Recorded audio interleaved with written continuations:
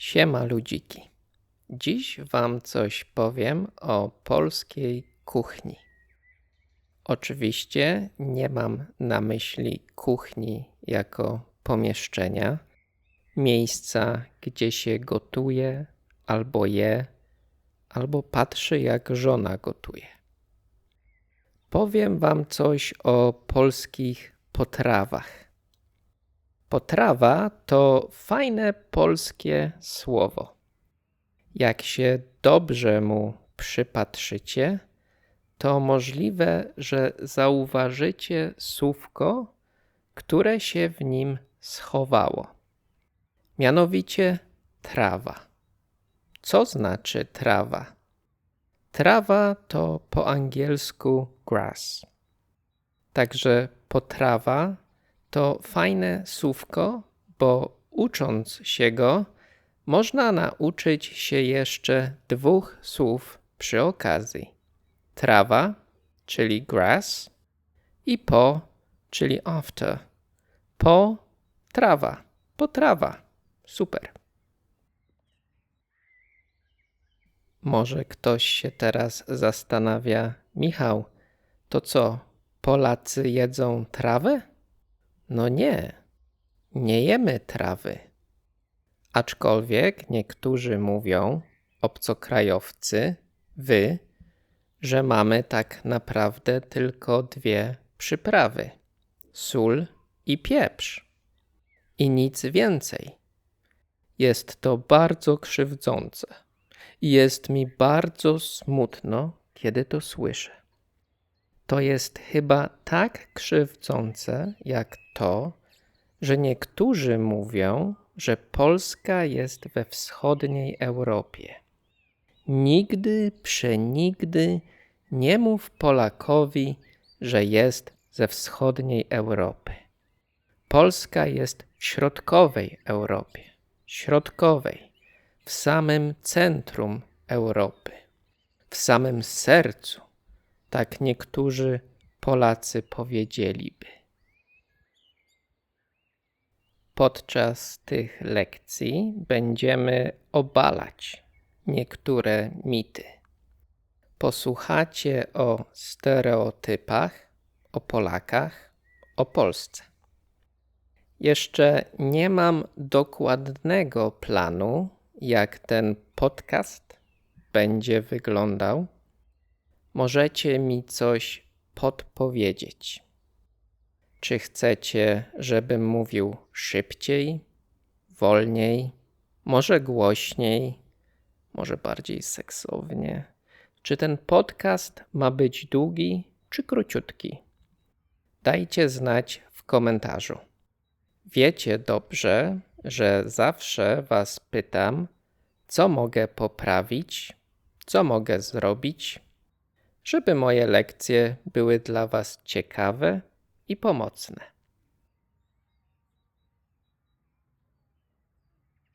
No dobra, Michał, miałeś coś powiedzieć o tej polskiej kuchni.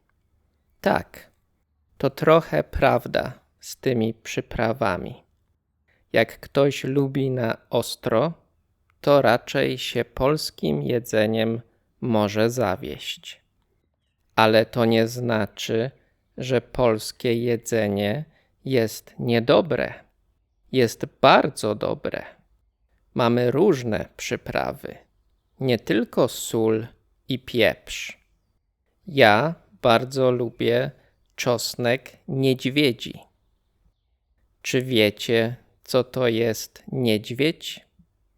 Nie robiłem jeszcze lekcji o zwierzętach. Będzie trzeba zrobić. Niedźwiedź to zwierzę, którego nie chcesz spotkać na swojej drodze. Chociaż wygląda naprawdę uroczo. Jest to duże zwierzę, ma duże kły, duże pazury. Jakby was spotkał, to pewnie by was zjadł. Niedźwiedzie żyją w górach. Taka ciekawostka. Mówiłem, że niedźwiedzie wyglądają uroczo, jeżeli nie chcą was zjeść. Polacy mówią też na niedźwiedzie misie. Niedźwiedź to miś. Jak byliście dziećmi, to pewnie mieliście takiego misia. Do misia można się przytulić. Dzieci lubią misie.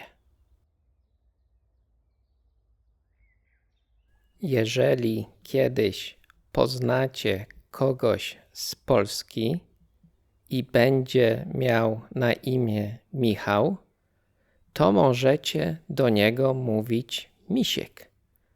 To nie znaczy, że jest duży i puchaty albo przesadnie owłosiony. Po prostu tak się mówi.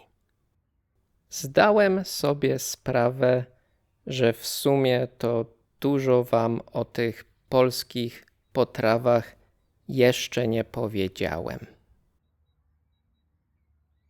No ale przecież pierogi znacie. O żurku pewnie też usłyszeliście. Jedna z najlepszych zup na świecie.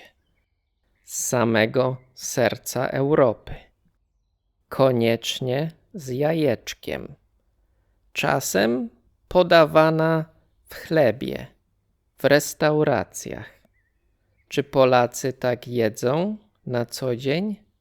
Chyba nie. Gdyby moja mama mi tak podała żurek, to bym się zdziwił. No ale żurek pyszny, bardzo dobra rzecz. Jeżeli jeszcze nie próbowaliście, to koniecznie musicie spróbować. To co? Polacy jedzą tylko żurek i pierogi? Na śniadanie też jedzą pierogi? No nie. No chyba, że się spieszą do pracy i odgrzewają resztki z poprzedniego dnia. O właśnie, zapomniałbym. Bardzo ważne polskie słowo. No. Będziecie bardzo często je słyszeć. Ja też go bardzo często używam. Może nawet za często. Jeżeli na bieżąco śledzicie moje lekcje, to ostatnio właśnie była lekcja z tym magicznym słówkiem.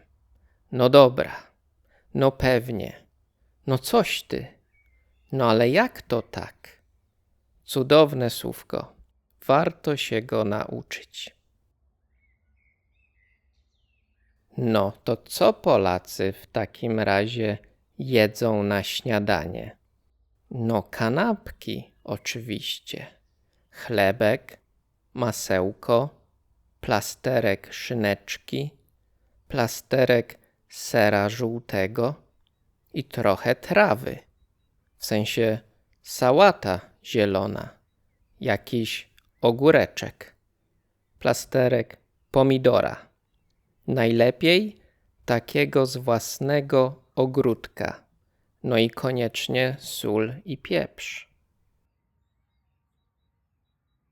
To byłoby chyba na tyle. Następnym razem powiem wam coś więcej o polskiej kuchni. O tym pomieszczeniu, gdzie jest lodówka, też. Tak jak mówiłem wcześniej, dajcie znać, co myślicie. Czy chcecie też sentence breakdowns, jak w innych lekcjach? A no i czy ptaszki w tle pomagają w nauce, czy raczej irytują? Mam nadzieję, że nauczyliście się czegoś nowego. Niebawem kolejne lekcje. Kolejny rozdział historii Miasteczko Wygwizdów Dolny. Mundial się zbliża, więc będzie więcej piłki nożnej. Ogólnie mam dużo pomysłów na lekcje, no ale też trzeba coś czasem ugotować, jakieś kanapki zrobić. Będę się starał co kilka dni coś nowego wrzucić na tego YouTube'a. Trzymajcie się. Jak zawsze życzę Wam miłej nauki. Pa, pa.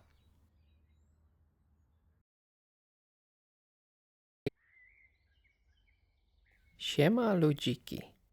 Witajcie w kolejnym odcinku podcastu. Oczywiście najlepszego na świecie. Nie ma po prostu lepszego podcastu niż ten. Moim subiektywnym zdaniem. Jeżeli znacie jakiś lepszy podcast, to możecie napisać w komentarzu poniżej. Zdziwiłbym się, jeżeli znajdziecie coś ciekawszego i lepszego. Zdziwiłbym się, naprawdę.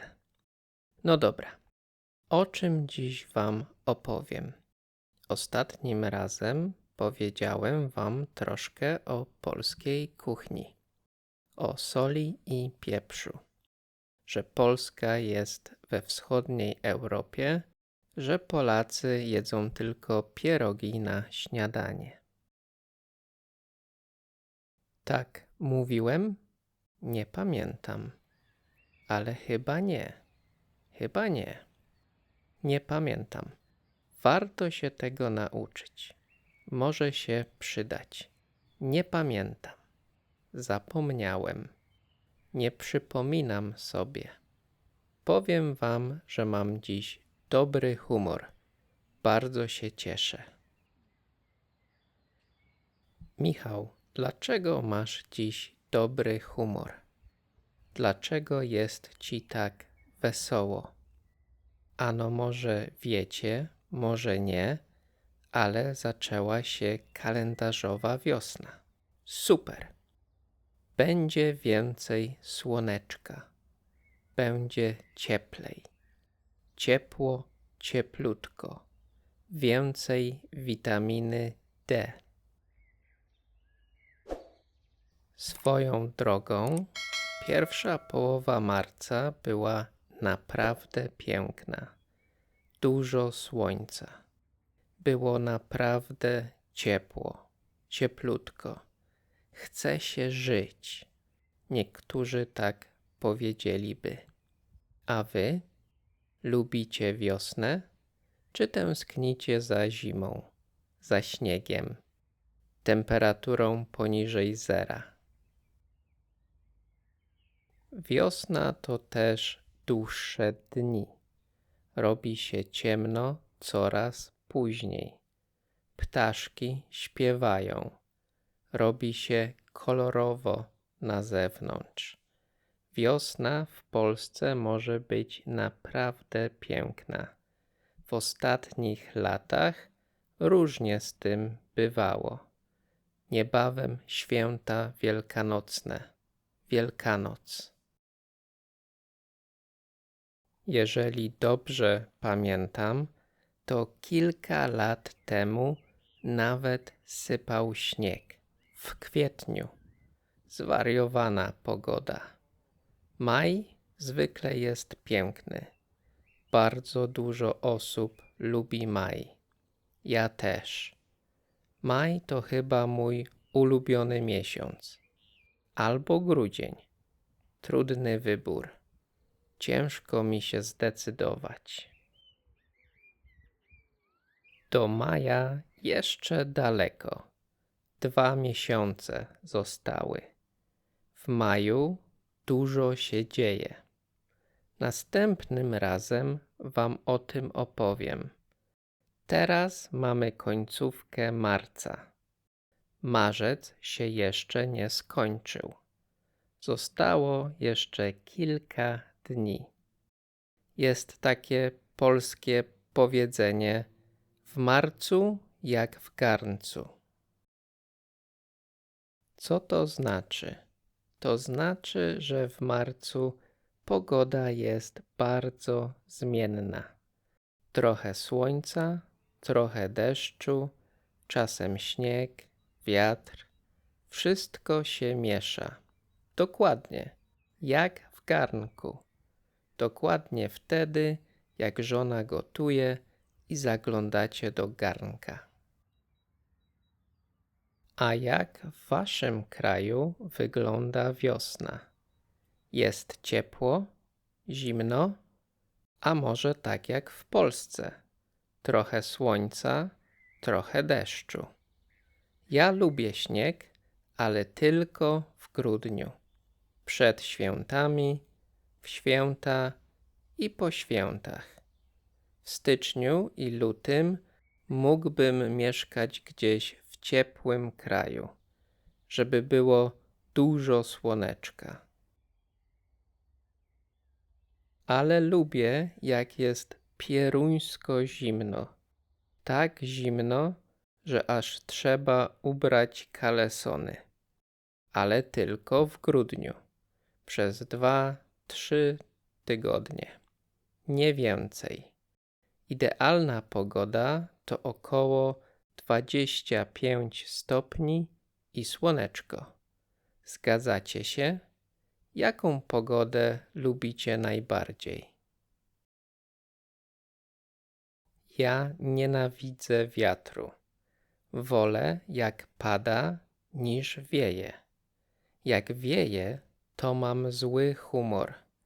Nie mam ochoty wychodzić z domu. Nie mam ochoty na nic. Nie mam nawet ochoty jeść pierogów. No dobra. Wiosna się zaczyna, także jest fajnie. To byłoby tyle na dziś. Mam nadzieję, że się wam podobało. Podcast jest najlepszy na świecie, ale zawsze może być lepszy. Więc jeżeli macie jakieś pomysły, to śmiało, zaproponujcie coś. Jestem otwarty na sugestie.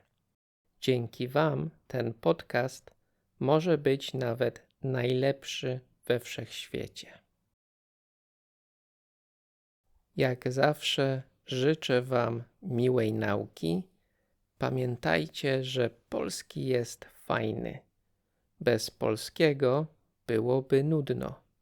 Także uczcie się ładnie, trzymajcie się cieplutko, pa pa. Siema ludziki.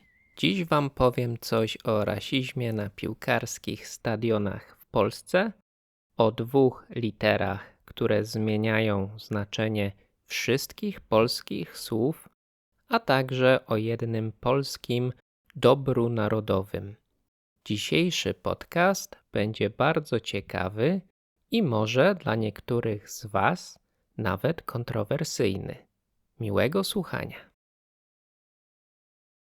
Jeżeli mieszkacie w Polsce, to pewnie zauważyliście paczkomaty na każdym kroku.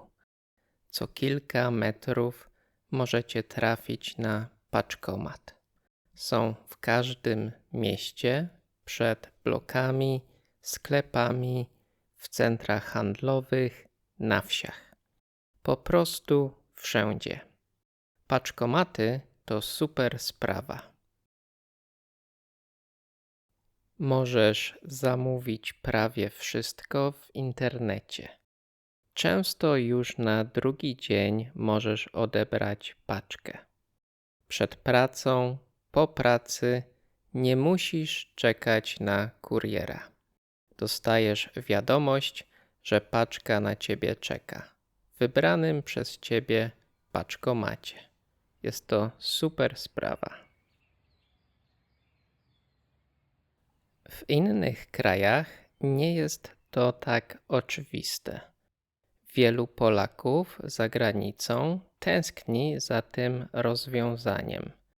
Gdy jestem w Polsce, bardzo często korzystam z paczkomatów.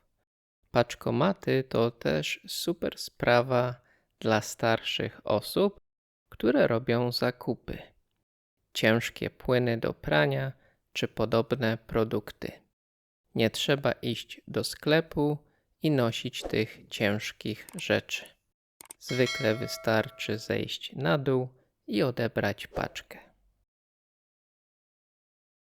Co myślicie o paczkomatach? Często korzystacie? Czy w waszym kraju są tak popularne jak w Polsce? Dajcie znać w komentarzu. Idziemy dalej. W wolnej chwili lubię przeglądać internet. Często oglądam filmiki na YouTubie. Lubię też zaglądać na Reddita. Czasem się tam też udzielam. Biorę udział w dyskusji lub zostawiam komentarz. Swoją drogą jestem ciekaw, z czego wy korzystacie na co dzień. Macie konta w innych serwisach społecznościowych? Jak często siedzicie w internecie? Ja chyba spędzam tam zbyt dużo czasu. Tak mi się wydaje. A wy? Ile godzin spędzacie przed komputerem lub ekranem swojego telefonu? Mówiłem wcześniej, że zaglądam tu i tam i ostatnio trafiłem na fajny wpis o 2 polskich literkach. Mianowicie sr.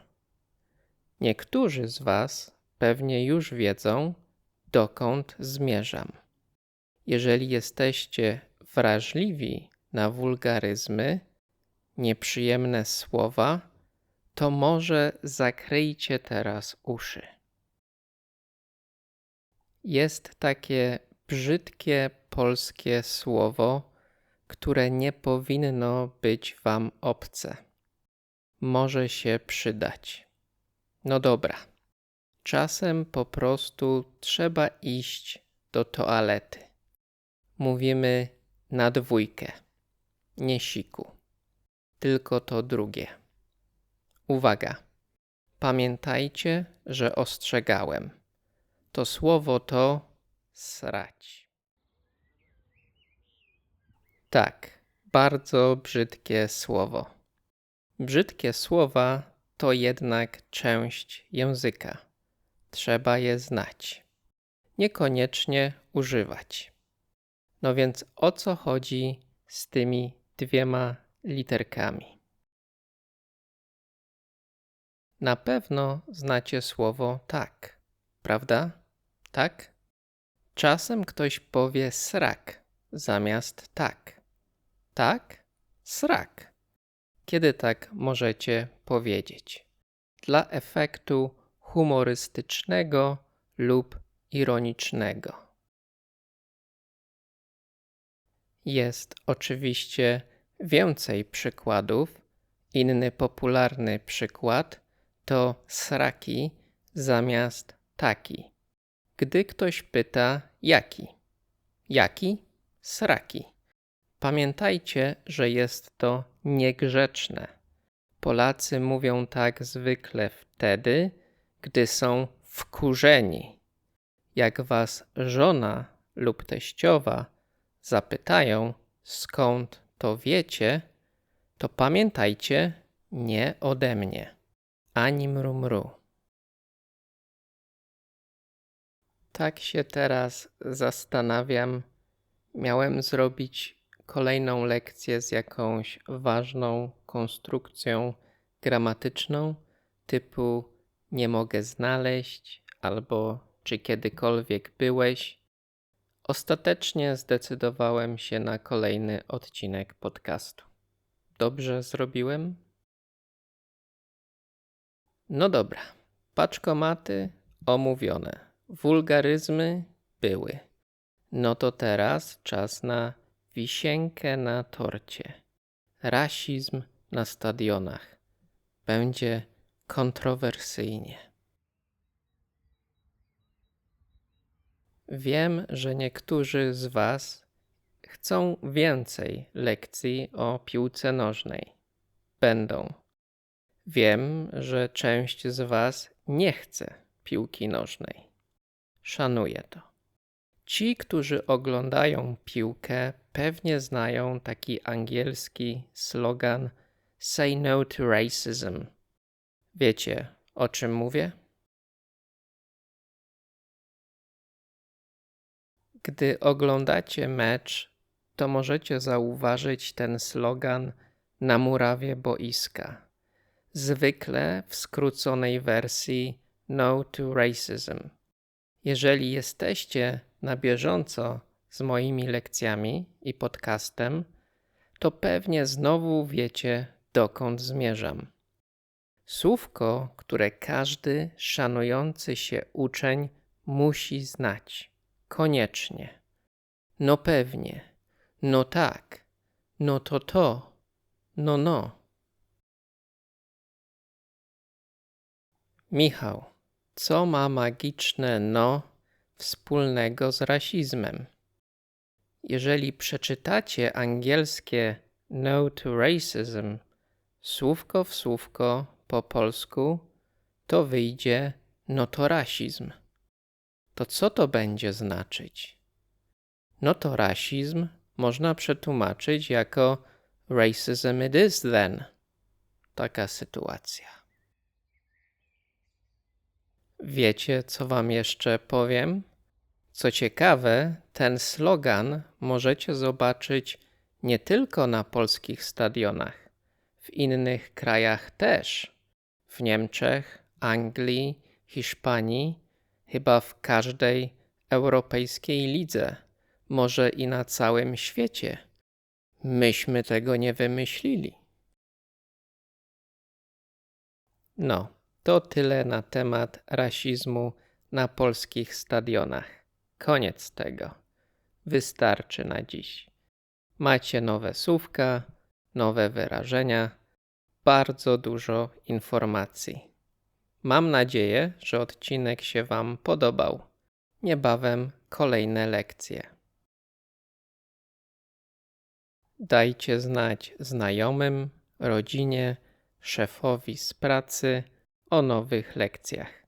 Niech się też uczą polskiego. Polski jest bardzo ważny. Kto wie, może w przyszłości zastąpi angielski.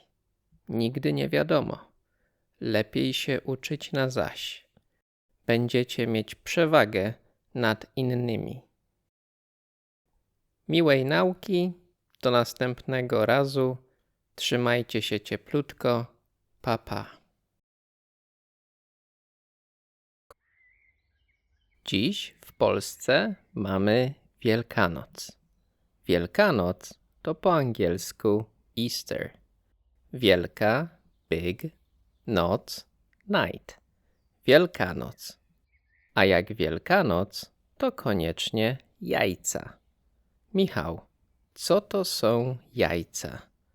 Jajca to po angielsku eggs. Jak to eggs? Przecież Polacy mówią jajka. Jakie znowu jajca? No właśnie. Dobrze wiecie, że język polski jest piękny, przepiękny. W języku polskim jest bardzo dużo pięknych słów. Jest też bardzo dużo łatwych słów. Łatwych do nauki. Znacie słówko dom, prawda? Dom to house albo home. Nic trudnego. Jedna sylaba. Rymuje się z tom. Michał, daj spokój. Każdy to wie. Pewnie, że wiemy, co to jest dom. Wiadomka. Ale wiecie, że możecie też powiedzieć domek albo domeczek? Ale słodko. Domek to taki mały dom. Brzmi słodko. Domeczek brzmi jeszcze bardziej słodko. No rzeczywiście, trudno się z tym nie zgodzić.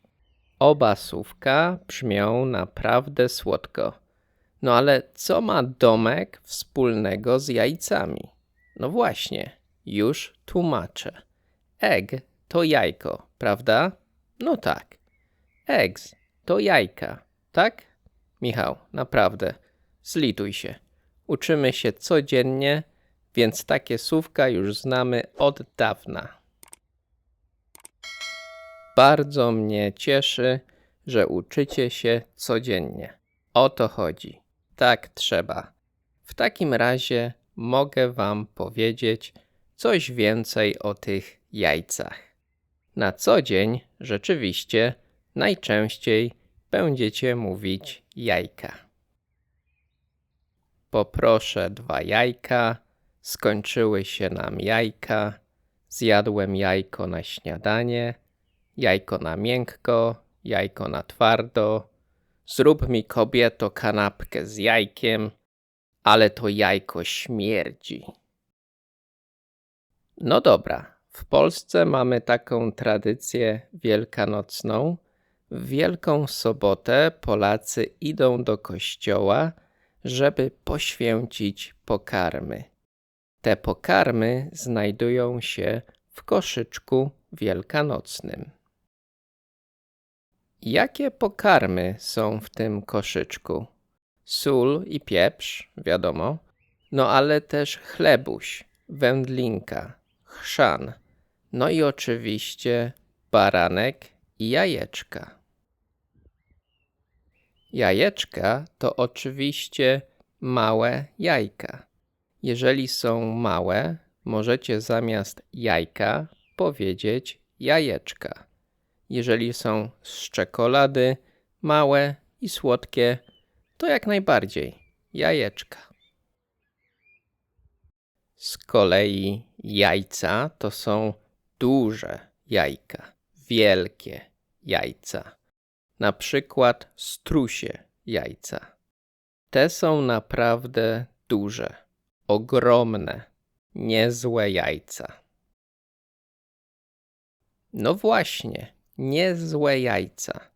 Prędzej czy później usłyszycie to śmieszne wyrażenie niezłe jajca.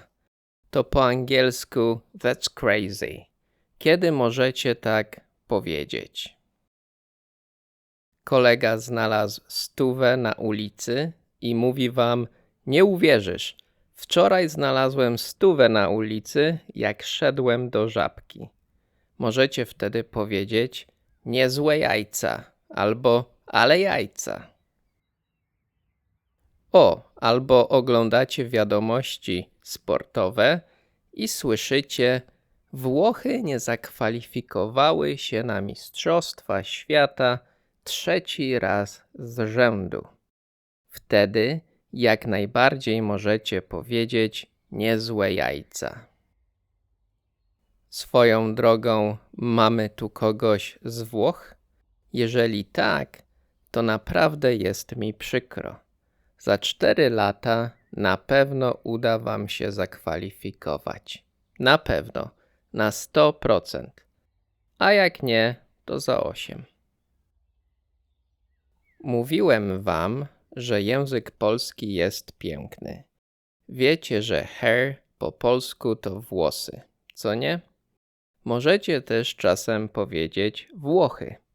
Na przykład, jak są brzydkie, paskudne. Włochy to też Italy. Taka ciekawostka. Uwaga. Tak, na co dzień dalej mówcie jajka.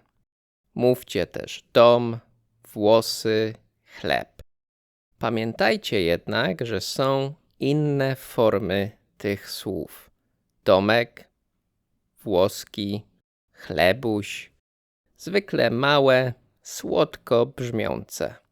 Jajca, zwykle duże, przesadzone. Mamy też kosz. Po angielsku basket. Kosz na śmieci. Śmieci to rubbish. W Wielką Sobotę idziemy do kościoła z koszykiem lub koszyczkiem wielkanocnym. Dlaczego nie kosz wielkanocny? No właśnie, bo musiałby być naprawdę ogromny. Koszyki wielkanocne są małe. Zwykle noszą je dzieci, więc nie mogą być zbyt ciężkie. Są małe i słodkie. Koszyczek wielkanocny ma znaczenie religijne i symboliczne. Produkty nie są przypadkowe. Każdy z nich coś symbolizuje. Wspomniałem wcześniej o baranku. Baran to ram, takie zwierzę. Baranek to oczywiście, zgadliście, mały baran. Baranek symbolizuje Jezusa Chrystusa. Michał, przecież dopiero co mówiłeś, że koszyczki są małe. Baranek się nie zmieści. Nie, spokojnie. Baranek jest zwykle z cukru albo z czekolady. Sztuczny, nieprawdziwy. Taka tradycja. No dobra, powiedziałem wam trochę o jajkach, o tym i o tamtym. Mógłbym wam powiedzieć więcej o tradycjach wielkanocnych, o tym, co Polacy robią w Wielkanoc, ale nie chcę, żeby ten podcast był zbyt długi. Jeżeli chcecie, żeby odcinki były dłuższe, dajcie znać. Może powinny pojawiać się częściej. Czy chcecie, żebym tłumaczył słówka po polsku, czy może mam je tłumaczyć na angielski? Czy wystarczą tłumaczenia po prawej i napisy na dole? Dajcie znać, co myślicie. Na dziś to tyle.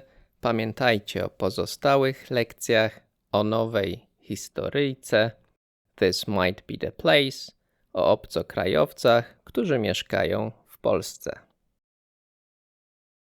Życzę wam wesołych świąt, do usłyszenia niebawem. Trzymajcie się ciepło, to znaczy cieplutko.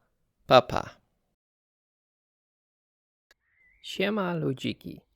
Witajcie w kolejnym odcinku podcastu, dzięki któremu wasz polski wskoczy na wyższy poziom.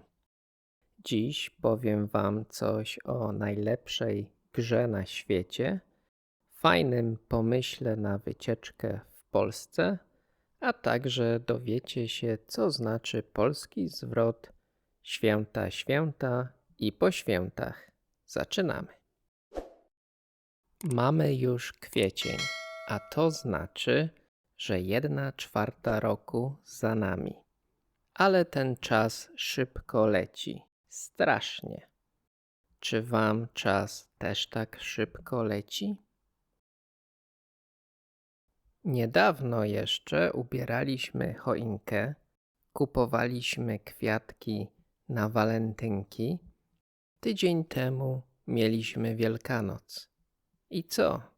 Święta, święta i po świętach. Co to znaczy? W języku polskim święta oznaczają dni uroczyste, wolne od pracy. Na przykład Boże Narodzenie lub Wielkanoc. Albo święta państwowe. Możecie powiedzieć: na święta jadę do rodziny. Lubię święta, bo jest dużo dobrego jedzenia. Michał, skąd wiem, o które święta chodzi? Dobre pytanie. Musisz zgadnąć z kontekstu. Jeżeli mówisz, że jedziesz na święta do rodziny, a jest grudzień, to wiadomo, że masz na myśli Boże Narodzenie. Jeżeli natomiast jest kwiecień i ktoś mówi święta, święta i po świętach, to oczywiście w tym przypadku ma na myśli Wielkanoc. Co w takim razie znaczy święta, święta i po świętach? Polacy tak zwykle mówią tuż po świętach, na przykład 26 grudnia, drugi dzień świąt, albo w poniedziałek wielkanocny. Zwykle mówimy to z lekką nostalgią. Jest nam trochę smutno. Tyle sprzątania, tyle gotowania. I co? Święta, święta i po świętach. Ale jest też dobra wiadomość. Niebawem majówka, czyli długi weekend. Już tylko 3 tygodnie zostały i znowu będzie można świętować. Polacy uwielbiają majówkę. Majówka zasługuje na pełen odcinek, więc do niej niebawem wrócimy. Ale dziś wam powiem, że Polacy lubią się zwykle gdzieś wybrać. Na kilka dni. Krótka wycieczka. Albo za granicę, albo w góry. Albo może nad morze. Morze nad morze. Co to znaczy? Morze to po angielsku maybe. Morze z kolei to sea. Oba słówka brzmią dokładnie tak samo, ale mają inne znaczenie. Morze nad morze. How about going to the seaside? No właśnie, gdzie można się wybrać w maju w Polsce? Jeżeli byliście na południu Polski, w Krakowie i we Wrocławiu, w zachodniej Polsce, ale nie byliście jeszcze na północy, to może czas na Trójmiasto. Co to jest Trójmiasto? To miejsce w Polsce, które składa się z 3 miast. Te miasta to Gdańsk, Gdynia i Sopot. Bardzo popularne wśród polskich turystów i turystów z zagranicy. Piękne uliczki, Muzeum II wojny światowej, port, plaże. A co jeśli mam kilka dni więcej? Niedaleko Gdańska znajduje się zamek w Malborku. Ogromny zamek. Warto go odwiedzić. Dobra wiadomość, można tam dostać się pociągiem. Chyba zajmuje to mniej niż 1 godzinę. Naprawdę warto. Nie wiem, czy w maju jest taka możliwość, ale jeżeli wybierzecie się do Gdańska latem, to możecie odwiedzić też Hel. Highway to Hell. Highwayem na Hel. To znaczy promem. Promem można się tam dostać. Z powrotem znowu ciufą. Dla urozmaicenia. Także odpalcie sobie mapkę, zobaczcie, gdzie jest Trójmiasto, gdzie znajduje się zamek i Hel, sprawdźcie bilety lotnicze i nie ma na co czekać. Trzeba przyjechać, przylecieć albo nawet przyjść na piechotę. Czy są tu jacyś gamerzy? Lubicie grać w gry? Czy jesteście już za starzy na gry? Ja za młodu bardzo dużo grałem w gry. Sportowe, strzelanki, przez internet. Teraz już bardzo rzadko.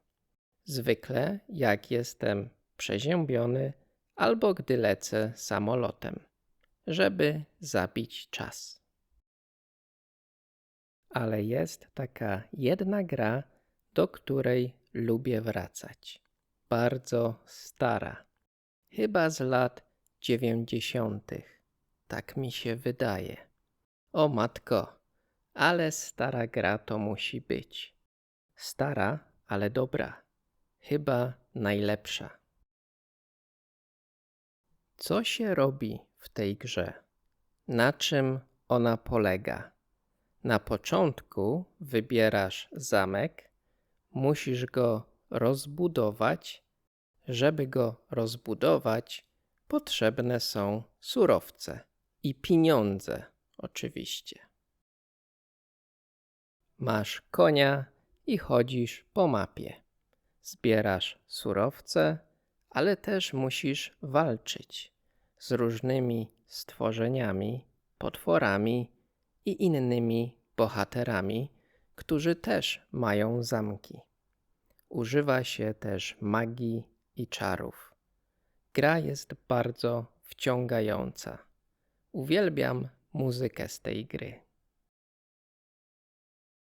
Zaczynasz grać i tak mija kilka godzin, a nawet cały dzień.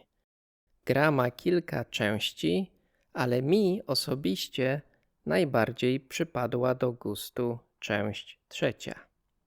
Tak jak powiedziałem, lubię do niej wracać. Czy wiecie, o jakiej grze mówię? Spróbujcie zgadnąć i dajcie znać w komentarzu. Na dziś to będzie tyle. Niebawem kolejne lekcje. Linki do pozostałych lekcji i kursów są w opisie. Do usłyszenia niebawem. Trzymajcie się cieplutko. Pa, pa. Siema ludziki. Dziś powiem wam co nieco o majówce, czyli jednym z najbardziej wyczekiwanych okresów w Polsce. Dowiecie się, co Polacy wtedy robią, gdzie się wybierają i jak odpoczywają. Będzie też parę ciekawostek. Także zapraszam do słuchania. Jedziemy. Na początku chciałbym przeprosić za małą przerwę. W zeszłym tygodniu nie dałem rady nagrać kolejnego odcinka. Także jeżeli tęskniliście za najlepszym polskim podcastem na świecie, to obiecuję się poprawić. Michał, nie ma sprawy. Raz się może zdarzyć, ale kolejny raz nie nawal. No dobra. Majówka. Co to jest majówka? To kilka dni na początku maja, kiedy większość Polaków bierze wolne i odpoczywa. No właśnie, ale czy rzeczywiście Polacy zwykle odpoczywają w tym czasie? Czekaj. Spokojnie. Najpierw powiedz nam, dlaczego Polacy biorą sobie wolne w tym czasie. Słuszna uwaga. To jest dosyć istotne. Majówka łączy w sobie 3 ważne daty. 1 maja Święto Pracy, 2 maja Dzień Flagi i 3 maja Święto Konstytucji.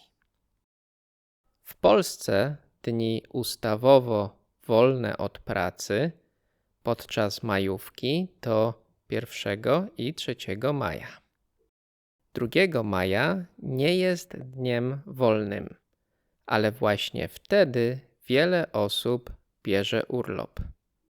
Jeżeli 1 maja wypada w środę, no to można mieć 5 dni wolnego od pracy. Tyle wystarczy, żeby się gdzieś wybrać, na przykład na wycieczkę.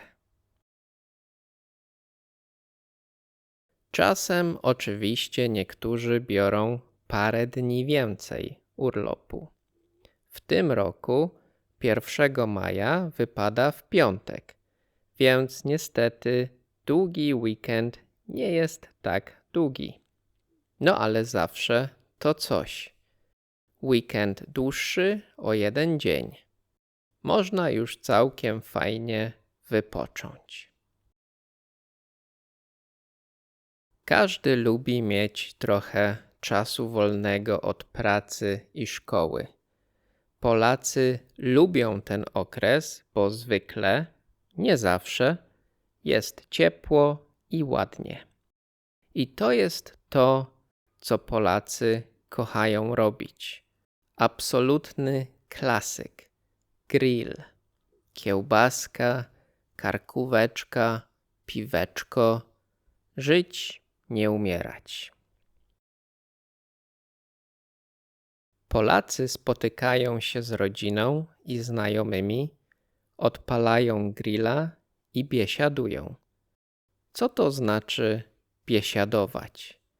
Biesiadować to znaczy spędzać czas przy jedzeniu i piciu w towarzystwie innych ludzi. Siedzenie przy stole, rozmowy, dużo śmiechu, czasem tańce i śpiewy. Co jeśli pada? Nic nie szkodzi. Polak zawsze coś wymyśli. Rozpalonego grilla pod dach? Jak trzeba, to załoga przenosi się do domu. I też jest fajnie. Też jest spoko. Czy wszyscy Polacy grillują? Choć wydaje mi się, że spora część społeczeństwa tak spędza majówkę, to inni lubią spędzać ten czas w inny sposób. Oczywiście Polacy też lubią się gdzieś wybrać. Niektórzy jadą za granicę, na przykład do naszych sąsiadów, do Pragi. Część wybiera się nad polskie morze. Sporo osób jedzie w góry. No właśnie, to jest bardzo polskie. Wszyscy albo prawie wszyscy mają wtedy wolne. Dużo osób bierze sobie kilka dodatkowych dni wolnego. Gdzieś ci ludzie muszą jechać. Polacy uwielbiają góry, a zwłaszcza Zakopane. Dużo ludzi wybiera się na popularny górski szlak, który prowadzi na Giewont. W tym czasie jest tam zwykle istny Armagedon. Ludzi jak mrówek. Niesamowicie długie kolejki. Michał, przecież to nie ma sensu. Tak się przecież nie odpoczywa. To brzmi jak katorga. Tak, zgadzam się z tym. Też tego nie rozumiem. Ja raczej unikam takich miejsc, zwłaszcza w tym czasie. No ale to jest tradycja. Tak po prostu jest. To jest bardzo polskie. Chociaż wydaje mi się, że to się zmienia. Ludzie szukają spokojniejszych miejsc i rzeczywiście odpoczywają. No ale właśnie, nie każdy wtedy odpoczywa. Mógłbyś co prawda się gdzieś wybrać, ale życie jest za krótkie i zawsze jest coś do zrobienia wokół domu. Jakiś mały remoncik. I nie ma lepszej pory na to niż właśnie majówka. Kolejna bardzo polska rzecz. To by było na tyle. Majówka odhaczona. Ale to nie znaczy, że maj omówiliśmy do końca. W maju dużo się dzieje. W przyszłym tygodniu zaczynają się matury. Też bardzo ważny okres w roku. Ale o maturach może już następnym razem. Jak w waszym kraju spędzacie takie długie weekendy? Jakie wyrażenie z dzisiejszej lekcji podobało wam się najbardziej? Dajcie znać w komentarzu. Do kolejnego razu. Trzymajcie się cieplutko. Pa, pa. Siema ludziki. Cześć robaczki. Witajcie w kolejnym odcinku podcastu. Oczywiście najlepszego na świecie. Według amerykańskich naukowców z Uniwersytetu Nauki z Stanford. Dzisiejszy podcast będzie wyjątkowy.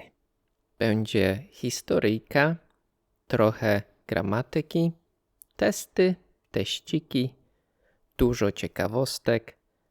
Będzie trochę tego, trochę tamtego. Po prostu wszystkiego. Wszystko będzie. Będzie się działo.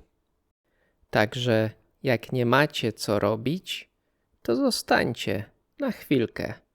Posłuchajcie sobie języka polskiego. Język polski jest piękny, przepiękny i każdy powinien go znać. Moim subiektywnym zdaniem. No dobra, jedziemy z koksem. Okłamałem was. Dzisiejszy podcast nie będzie krótki. Będzie pieruńsko długi. Chcę wam tyle dziś powiedzieć, że chyba godzina nie wystarczy. Format będzie też troszkę inny, więc koniecznie dajcie mi znać, czy jest git. Zauważyłem, że ostatnio słucha mnie więcej kobiet niż mężczyzn. Nie wiem, czy to dlatego, że mój głos jest tak bardzo seksowny, czy po prostu więcej babeczek uczy się polskiego. Powiedzcie mi, skąd jesteście i dlaczego uczycie się języka polskiego.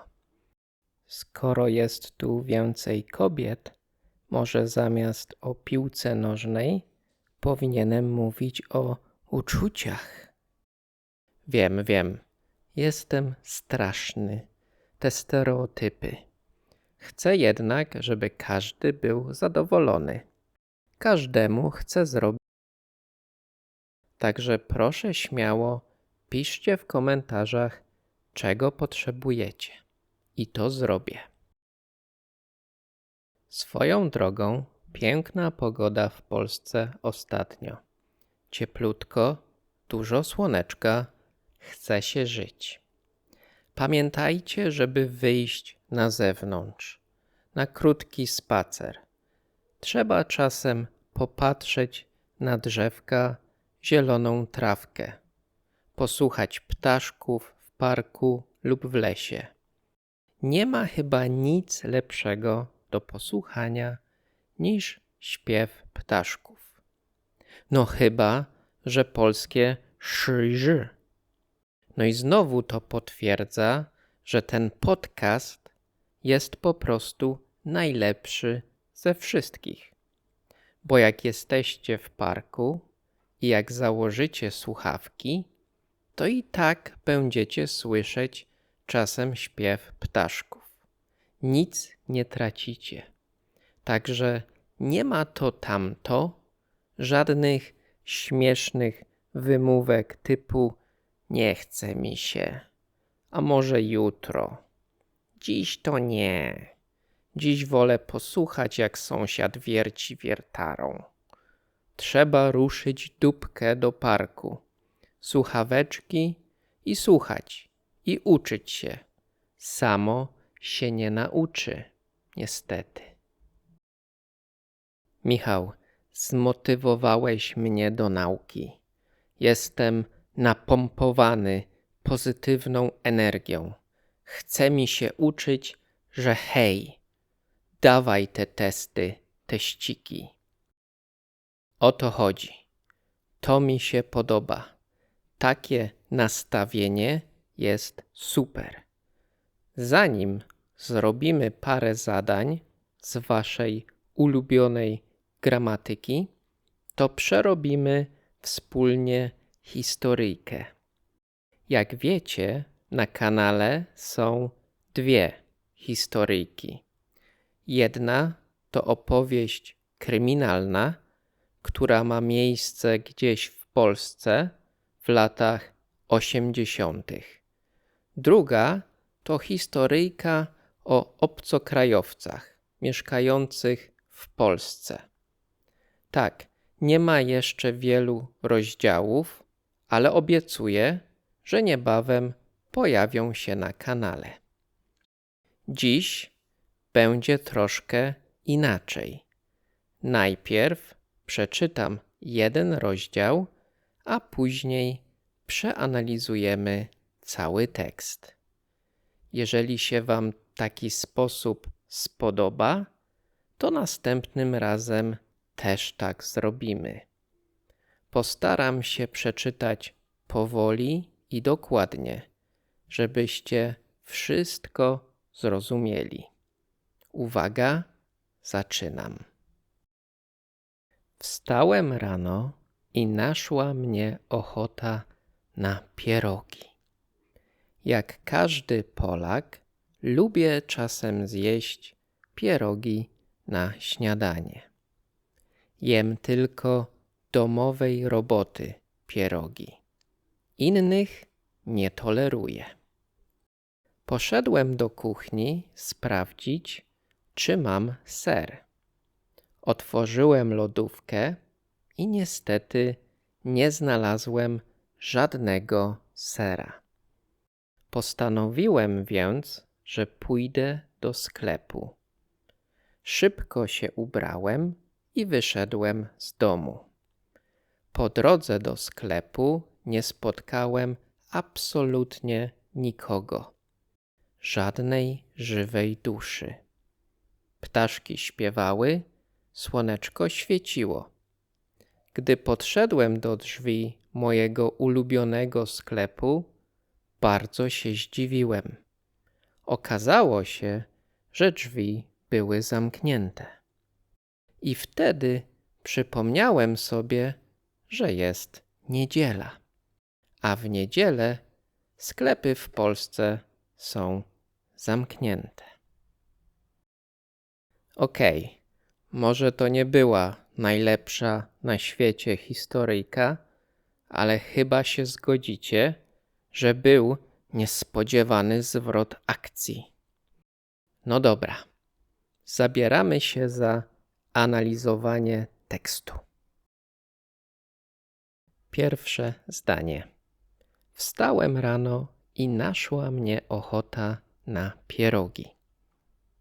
Wstać to znaczy po angielsku to stand up, ale też to get up.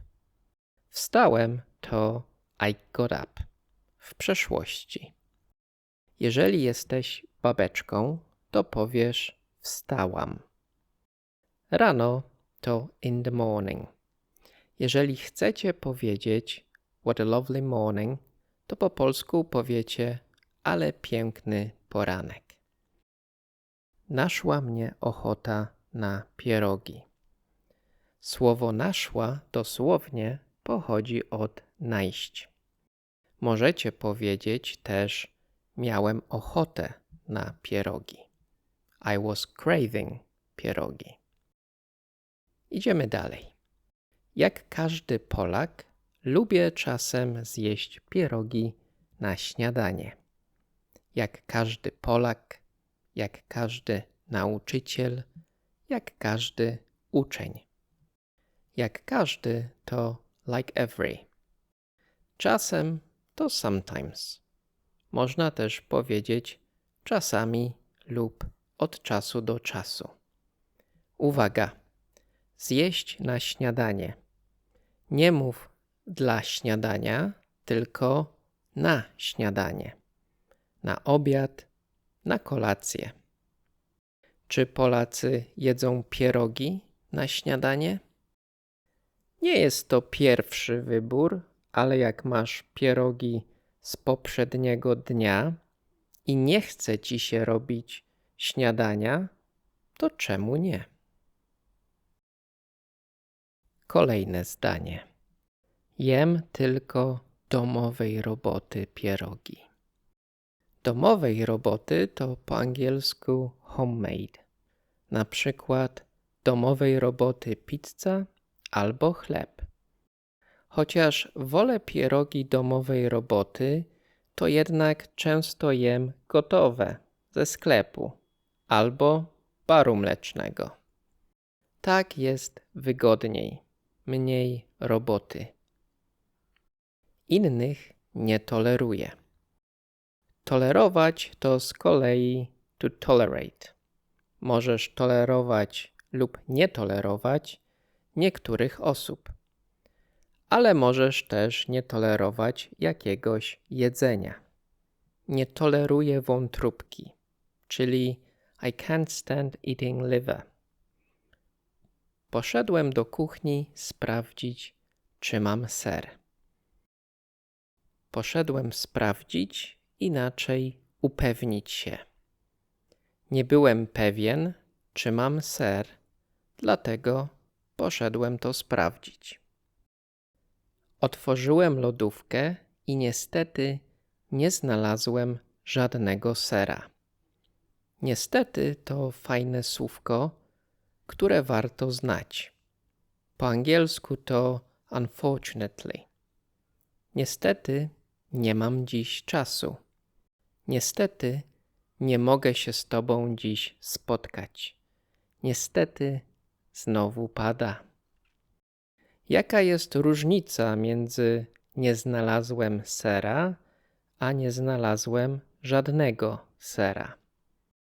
Powiedz żadnego, gdy chcesz podkreślić, że nie było w ogóle sera.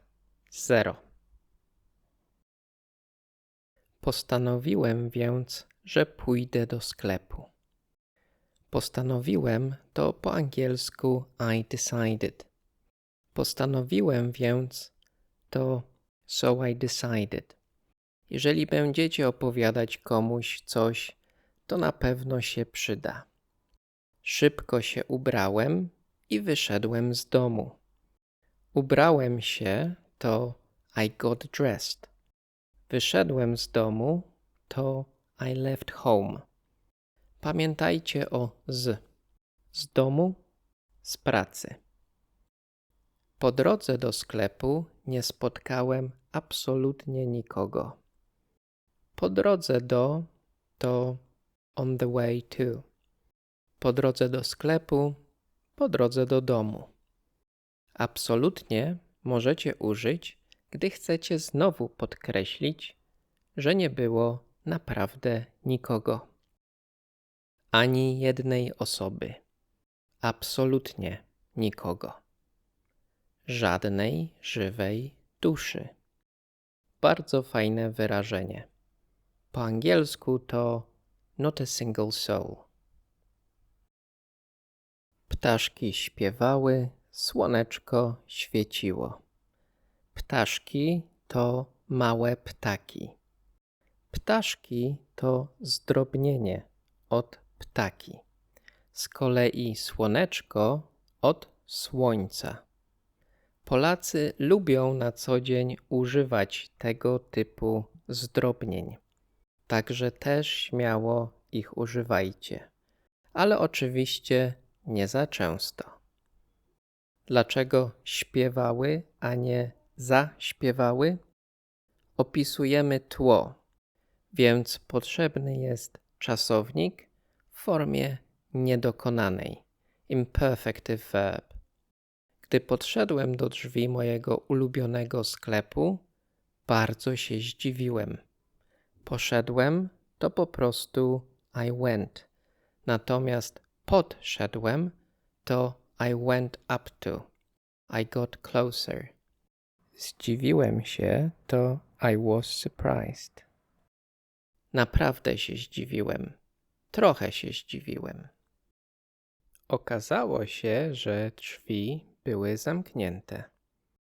Bardzo fajne wyrażenie. Okazało się. It turned out. W sam raz do opowiadania. Okazało się, że sklep był zamknięty. Okazało się, że nie mieli sera. I wtedy przypomniałem sobie, że jest niedziela. Przypomniałem sobie. I remembered. Właśnie sobie przypomniałem. I just remembered. W samą porę przypomniałem sobie. I remembered just in time. A w niedzielę sklepy w Polsce są zamknięte. Tu chyba nie ma nic trudnego. Wszystko powinno być jasne. Mam nadzieję, że wszystko jasne. Kilka nowych słówek, parę fajnych zwrotów. Co do sklepów w niedzielę, to oczywiście niektóre sklepy są czynne. Na przykład popularna Żabka jest otwarta. Możecie kupić niektóre produkty, ale już duże centra handlowe są zamknięte. Okej, historyjka była, teraz czas na trochę gramatyki. Będzie kilka zdań. Powiecie mi, czy są poprawne. Gotowi? Zaczynamy. Pierwsze zdanie. Babcie zjadły pierogi. Czy to zdanie jest poprawne? Dam wam kilka sekund. Czas, start. Jak najbardziej. To zdanie jest poprawne. Co to znaczy? Grandma's ate pierogi, czy pierogi ate grandma? W języku polskim szyk zdania nie jest tak ważny jak w języku angielskim. Możecie powiedzieć babcie zjadły pierogi i pierogi zjadły babcie. Oba zdania znaczą dokładnie to samo. Ważne są przypadki. Babcia zjadła pierogi, to grandma ate pierogi. Ale babcie zjadły pierogi, to pierogi ate grandma. Babcia is a subject, but babcie is an object. Także niestety trzeba uczyć się przypadków. Przypadek to po angielsku case. Nominative, accusative and so on. Polacy, którzy uczą się języka angielskiego, często zapominają, jak ważny jest szyk zdania w języku angielskim i często popełniają podobne błędy. Drugie zdanie. Uwaga, wiem go. Czy możecie powiedzieć wiem go? Odpowiedź brzmi nie. Tak, w języku polskim mamy dwa czasowniki. Znać i wiedzieć. Oba znaczą po angielsku to know, ale nie zawsze można używać ich wymiennie. Jeżeli chcecie powiedzieć, że kogoś znacie, jakąś osobę, na przykład I know him, to mówcie znam go. Jeżeli chcecie powiedzieć, że wiecie, jak coś zrobić, na przykład I know how to fix it, to mówcie wiem, jak to naprawić. Więcej przykładów. Znasz to miejsce? Do you know this place? Wiesz, gdzie jesteś? Do you know where you are? Więc znać to to be familiar with. A person, a place, a language. Z kolei wiedzieć to know, information or a fact. Wystarczy tej gramatyki. Co za dużo, to niezdrowo. Była historyjka, krótki teścik, czas na prawdę albo fałsz. Bardzo lubię oglądać brytyjski Would I Lie to You? Uwielbiam historyjki, które tam opowiadają. Pomyślałem więc, że mogę zrobić coś podobnego. Opowiem wam krótką historię i spróbujecie zgadnąć, czy to prawda. Podoba się wam ten pomysł? Dajcie znać w komentarzu. Spróbujcie zgadnąć. Uwaga, zaczynam. Pewnego razu wybrałem się w góry, ale w pewnym momencie rozbolała mnie noga i musiałem zadzwonić po górskie pogotowie ratunkowe. Pogoda była bardzo dobra, ale nie było dużo ludzi.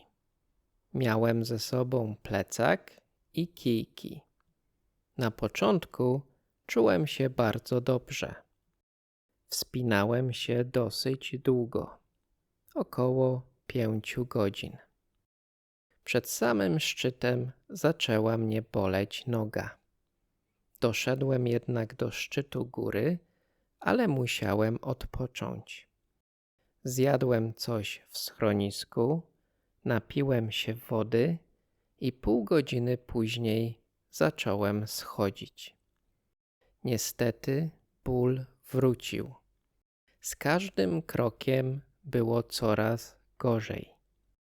Kijki trochę pomogły, ale moja noga była coraz bardziej sztywniejsza. Coraz częściej zatrzymywałem się na krótką przerwę.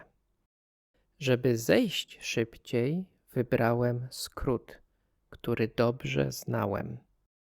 Niestety było coraz gorzej i zaczęło robić się ciemno.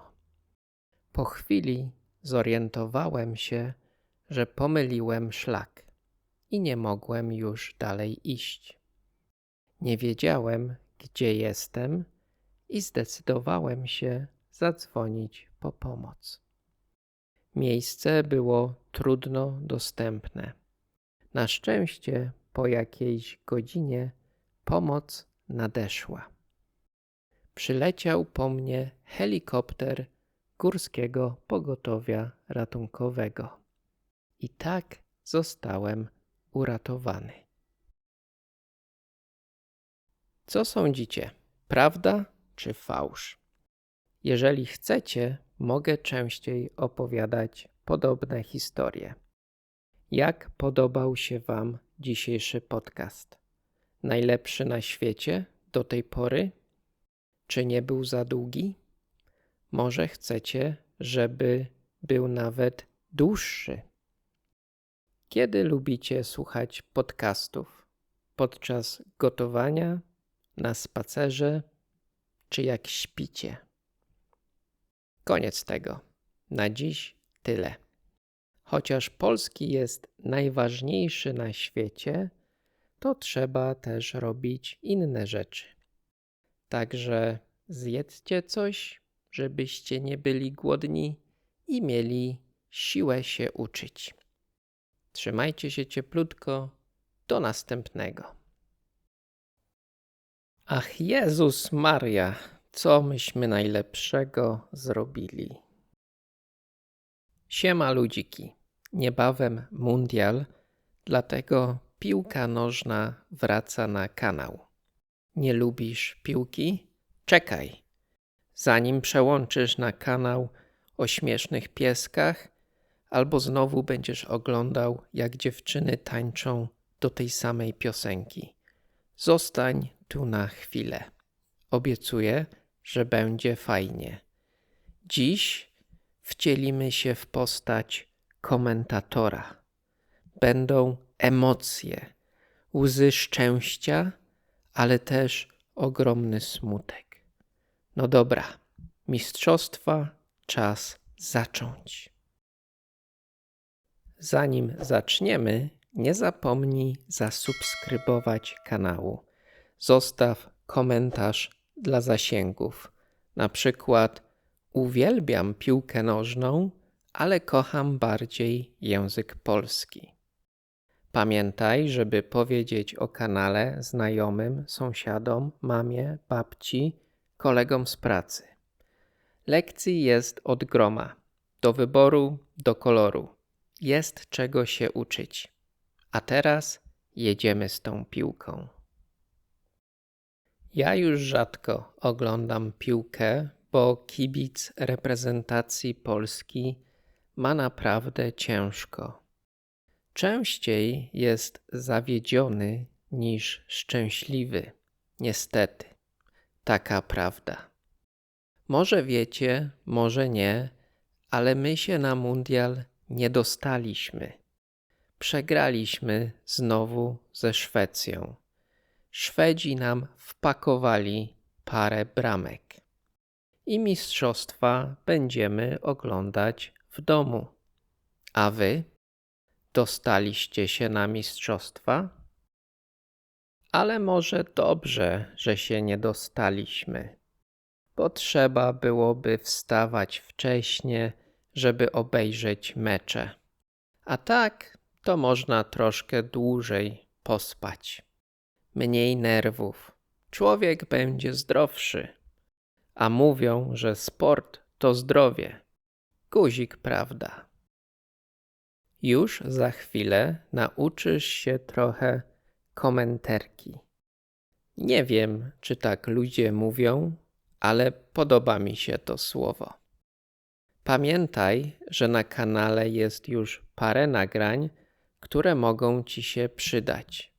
Jedna lekcja poświęcona jest piłce nożnej, zasady, boiska, stroje itd. Druga lekcja, nie mniej ważna, o piwie. Jest piłka nożna, to i piwo. Bez piwa się piłkę gorzej ogląda. Także też bardzo ważna lekcja. Okej, zaczynamy. Najpierw początek meczu. Witamy serdecznie ze stadionu, gdzie już za moment rozpocznie się to spotkanie. Atmosfera na stadionie jest fantastyczna, a zawodnicy właśnie wychodzą na murawę. Sędzia patrzy na zegarek, gwizdek i ruszamy. Czujecie już te emocje? Ja mam ciarki, a wy? Może jakaś akcja pod bramką. Świetne podanie środkiem boiska, piłkarz przyjmuje piłkę, mija jednego obrońcę, wchodzi w pole karne, jeszcze jedno podanie, ależ groźna akcja. Obrona miała teraz sporo problemów. Kibice już wstawali z miejsc. Powiem wam szczerze, że mecz się jeszcze dobrze nie zaczął, a ja już się zmęczyłem. Musimy trochę przyspieszyć. Uwaga! Goal! Co za fantastyczne uderzenie. Piłka wpada prosto do siatki i bramkarz nie miał żadnych szans na obronę. Stadion eksplodował z radości, a zawodnicy świętują razem z kibicami. No to chyba już po meczu, co nie? Koniec mistrzostw. Swoją drogą wyrażenie koniec mistrzostw to jest klasyk w polskim internecie. W 2002 roku Polska awansowała na mundial w Korei i Japonii. Chyba po 16 latach, czy jakoś tak. Były ogromne nadzieje. Niektórzy mieli nadzieję, że nawet możemy wygrać ten turniej. Niestety przegraliśmy pierwsze 2 mecze z Koreą i Portugalią i było po ptakach. Na koniec wygraliśmy jeszcze z USA. Niepotrzebnie ich zdenerwowaliśmy, naszego sojusznika. Może oni to jeszcze pamiętają i dlatego nie jedziemy w tym roku na mistrzostwa. Po tamtym turnieju było dużo memów i przeróbek ekspertów w studio. Jednym z nich było właśnie koniec mistrzostw. Gorąco polecam obejrzeć. Ubaw popachy. Okej, mecz się jeszcze nie skończył. Nie koniec emocji. Oj, bardzo niebezpieczne wejście. Zawodnik spóźnił się z interwencją i sędzia natychmiast przerywa grę. Będzie rzut karny dla gospodarzy. Ogromna presja na wykonawcy. Krótki rozbieg, strzał i gol! Bramkarz rzucił się w dobrą stronę, ale piłka była zbyt dobrze uderzona. Gdybym ja komentował mecze, to bym raczej powiedział coś w stylu: ale przypierdzielił. Bramkarz bez szans. Ale tego raczej podczas mistrzostw nie usłyszycie. Nie będzie brzydkich słów. Bo warto przypomnieć, Polski na mundialu nie ma. Hehe. Czas na jeszcze jeden ważny moment w meczu z czegoś, co my słyniemy, czyli pudło. To była 100% okazja. Ależ pudło, ależ zmarnowana okazja. Gdyby bramka była 2 razy większa, może by trafił. Piłka poleciała bardziej w kierunku parkingu niż bramki. Kibice łapią się za głowy, a trener nie może w to uwierzyć. Tyle lat upokorzeń i Polacy dalej zaskoczeni. Piłkarz chyba chciał podać komuś na trybunach. Okazja? Ach, Jezus Maria. To też jest akurat klasyk. Pora skończyć ten mecz. Mecz oczywiście nie może się inaczej skończyć niż porażką. No i niestety, kibice liczyli dziś na zdecydowanie więcej. Kibice znów będą śpiewać: Polacy, nic się nie stało, Polacy, nic się nie stało. No cóż, matematyczne szanse nadal są. O, w tym jesteśmy dobrzy. Co mundial, to liczyliśmy na innych. Jak ci zdobędą 3 punkty i wygrają różnicą 5 bramek, a my wygramy 10-0 i drużyna przeciwna dostanie 3 czerwone kartki, to jest szansa. Słuchajcie, ja oczywiście trochę przesadzam, bo nie jest z nami tak źle. Czasem coś wygramy. Na duże turnieje nasza reprezentacja w ostatnich latach się dostawała, ale część społeczeństwa pamięta nasze sukcesy z poprzednich lat. Chyba 2 razy mieliśmy brązowy medal na Mistrzostwach Świata. Każdy młody fan futbolu chciałby przeżyć to, co nasi ojcowie ileś tam lat temu. Także jak nie w tym roku, to może za 4. Już za 4 lata będziemy mistrzami świata. Koniec mistrzostw, w sensie koniec dzisiejszego podcastu. Mam nadzieję, że się Wam podobało. Dziękuję za wspólne przeżyte emocje. I co? Słyszymy się za 4 lata. Żartuję. Za kilka dni pewnie nowa lekcja. Do piłki może jeszcze wrócimy. Na dziś tyle. Trzymajcie się cieplutko, miłej nauki, pa pa. Co jest duże, białe i nie wspina się po drzewach? Lodówka. Siema ludziki. Dzisiejszy podcast będzie trochę inny niż zwykle. Będzie kilka zagadek podobnych do tej z lodówką. Będzie trochę śmiesznie. Śmichy, chichy. Będzie też trzeba użyć mózgu. Mam nadzieję, że Wam się ten pomysł spodoba. Jedziemy.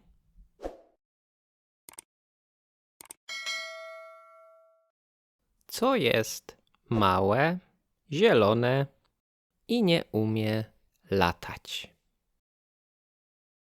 Ogórek. Lubię ogórki, szczególnie kiszone. Jeżeli będziecie w Krakowie, to koniecznie spróbujcie maczanki krakowskiej z ogórkiem kiszonym.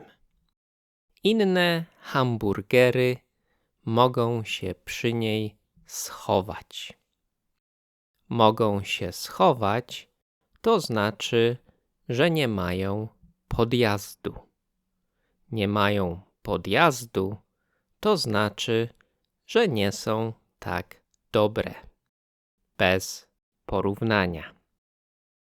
Czy ogórki naprawdę nie umieją latać? Jak się rzuci takim ogórkiem, to trochę poleci. Ja ogórkami nie rzucam, ale raz się tak strasznie wkurzyłem, że rzuciłem zieloną sałatą. Czemu akurat sałatą? Chyba dlatego, że nie miałem pod ręką talerza. No i rozbity talerz narobiłby bałaganu. Co jest czerwone, okrągłe i nie chodzi do pracy? Pomidor. Trudno się nie zgodzić. Pomidor nie chodzi do pracy. Pomidor w ogóle nie chodzi, tym bardziej do pracy. Pomidor leży i się opierdziela, tak jak wy. Wy też się opierdzielacie i nie uczycie się polskiego. Przyznajcie się bez bicia. Co jest duże, miękkie i nie zna francuskiego? Kanapa. Nie mylić z kanapką. Kanapa i kanapka to nie to samo. Kanapkę się je, a na kanapie się siedzi albo leży, tak jak wy, leniuchy. Na kanapie można jeść kanapkę i uczyć się francuskiego, ale lepiej polskiego. Polski jest najlepszy. I według amerykańskich naukowców z Uniwersytetu polski jest piękniejszy niż francuski. Co jest żółte i nie odbiera telefonu? Banan. Banan w sumie to chyba nic nie potrafi. Podobnie jak pomidor. Oba te owoce tylko by leżały i pięknie wyglądały. Tak, podobno pomidor to owoc, a nie warzywo. Banan póki co jest owocem, ale nigdy nie wiadomo, co jest długie, cienkie i nie ma prawa jazdy. Makaron. Ale makaron jest cienki. Cienki to też znaczy słaby. Makaron to po angielsku pasta, ale też noodles. Pasta z kolei to paste albo spread. Pasta z banana i pomidora na przykład. Co jest małe, okrągłe i nie rozumie polityki? Groszek. Pewnie myśleliście, że chodzi o małego pomidora, co nie? Zaskoczyłem was. Groszek nie rozumie polityki. Groszek nic nie rozumie. Dlaczego? Bo jest groszkiem. Możecie się przy okazji nauczyć jeszcze 2 słów. Grosz. Polski złoty dzieli się na 100 groszy. I proszek. Groszek, proszek. Proszek to powder. Co jest zielone i nie zna tabliczki mnożenia? Sałata. Ale za to super się nią rzuca, jak się nie ma pod ręką talerza. Na coś ta sałata się przydaje. Podobno ma też dużo witamin i kwasu foliowego. Także warto jeść sałatę. Ostatnia zagadka. Co jest duże, drewniane i nie ma konta na Instagramie? Stół. Stół nie ma konta na Instagramie, a ja mam. Link w opisie. Ale na Instagramie pewnie jest dużo zdjęć różnych stołów. Drewnianych też na pewno jest dużo. Dużych stołów też jest dużo. Nic nie zgadłeś, prawda? Tak myślałem. Nie przejmuj się. Następnym razem pójdzie ci lepiej. Głowa do góry. Uczysz się polskiego, więc jesteś twardzielem. Tak między nami, ja też bym pewnie nic nie zgadł, a umiem prawie cały polski. Przynajmniej tak mi się wydaje. Nie no, na pewno nie umiem. Też robię dużo błędów. Mówię niewyraźnie. Nikt nie jest idealny. No dobra, koniec tego. Tyle na dziś. Do następnego. Dla zasięgów możesz zostawić komentarz. Uwielbiam zagadki po polsku. Trzymaj się. Co to jest? Wygląda jak but. Siema robaczki.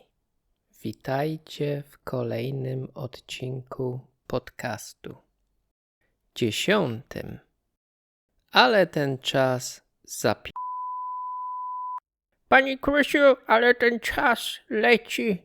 Dopiero co były święta, majówka, zaraz wakacje, znowu święta. Tak, to już 10. odcinek. Musimy to uczcić. Mam pomysł. Zagramy sobie dziś w grę. Będzie fajnie.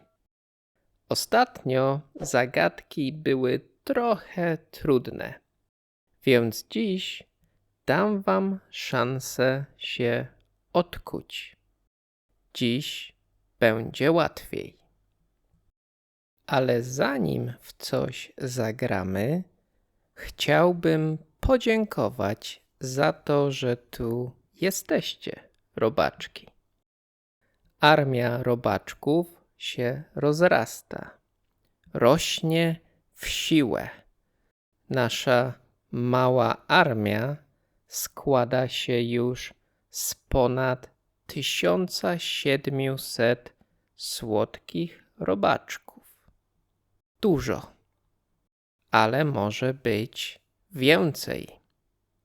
Kolejny cel to 2000. Potrzebujemy więcej robaczków. Im więcej robaczków, tym lepiej. Śmiało spamujcie wszystkie Reddity i Facebooki. No dobra. Koniec ogłoszeń parafialnych. Swoją drogą, parafia to po angielsku parish. Może kolejna lekcja o wierze i kościołach. Co wy na to? Ale teraz czas na grę. Na ekranie wyświetli się wam kilka słów po polsku. O matko, znowu trzeba się uczyć słówek. Spokojnie, spokojnie. Przeczytam je powoli. Jestem ciekaw, ile z nich już znacie. Uwaga, czytam.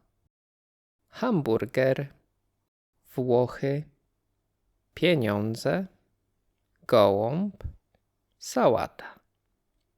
Komar, centrum handlowe, dłubanie w nosie, kalesony i Robert Lewandowski. Omówmy sobie te słówka teraz, a później coś z nimi zrobimy. Hamburger. Hamburger to popularne jedzenie. Składa się z bułki albo bułeczki, mięsa, warzyw, warzywek i sosu, sosiku. Wiele osób lubi jeść hamburgery, szczególnie młodzież. A ty lubisz jeść hamburgery? Ja czasami zjem. Jak mam mało czasu, to czasem zamówię hamburgera albo 2. Jak będziesz w Krakowie, to spróbuj maczanki krakowskiej z ogórkiem kiszonym. Jak chcesz umieć czytać przepisy po polsku, to już taką lekcję zrobiłem. Włochy. Włochy to kraj w Europie. Słyną z pizzy, makaronu i pięknych miast. Co roku odwiedza je wielu turystów. Byłeś kiedyś we Włoszech? Lubisz ten kraj? Ja uwielbiam. Chyba jak każdy Polak. Trochę drogo, ale naprawdę warto. Pieniądze. Pieniądze są potrzebne do kupowania różnych rzeczy. Możemy płacić gotówką albo kartą. Im więcej pieniędzy, tym lepiej. Zgadzacie się? Panie, każdy lubi pieniądze. W każdym razie lepiej jest je mieć niż nie mieć. Czy wiecie, że na banknot 100 złotowy Polacy mówią setka albo stuwa? Gołąb. Gołąb to ptak, którego często można zobaczyć w mieście, na przykład na rynku w Krakowie. Spaceruje po ulicach i szuka jedzenia. Niektóre gołębie są bardzo odważne i podchodzą blisko ludzi. Sporo osób ich nienawidzi. Mówią na nie latające szczury. Inni z kolei lubią je dokarmiać. Ja, jak wiecie, uwielbiam ptaszki. Gołębie w sumie też. Rano lubię sobie obejrzeć jakieś śmieszne, słodkie papugi na YouTubie. Sałata. Sałata to zielone warzywo. Często dodajemy ją do sałatek i kanapek. Wiele osób je sałatę, bo jest zdrowa.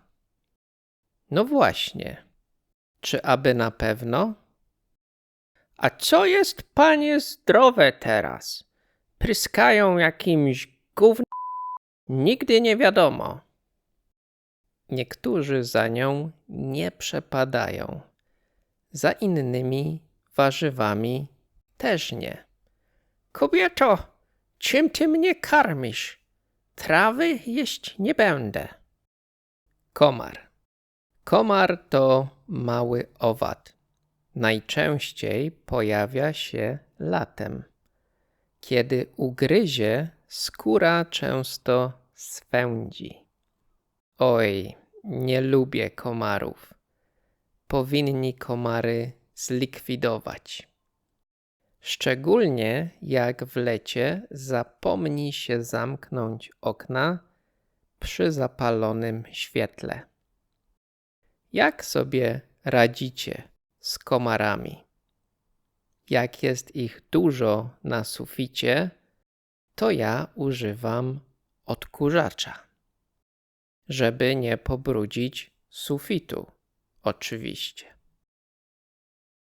Uwaga, ważna informacja.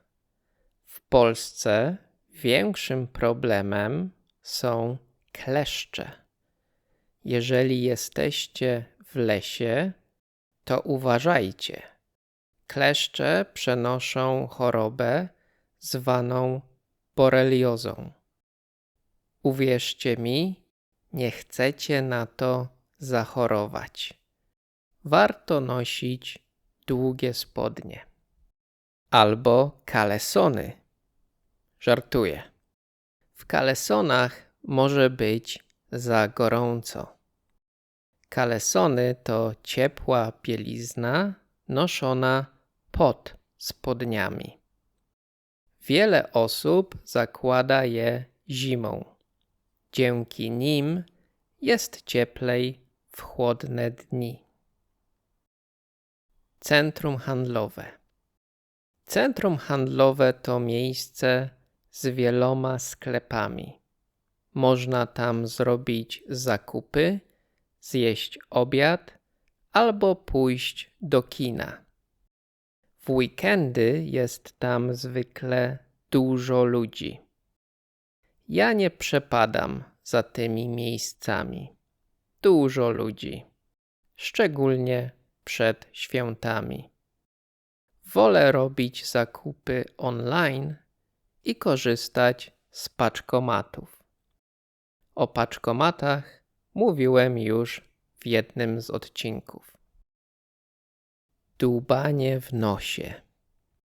Dłubanie w nosie to wkładanie palca do nosa.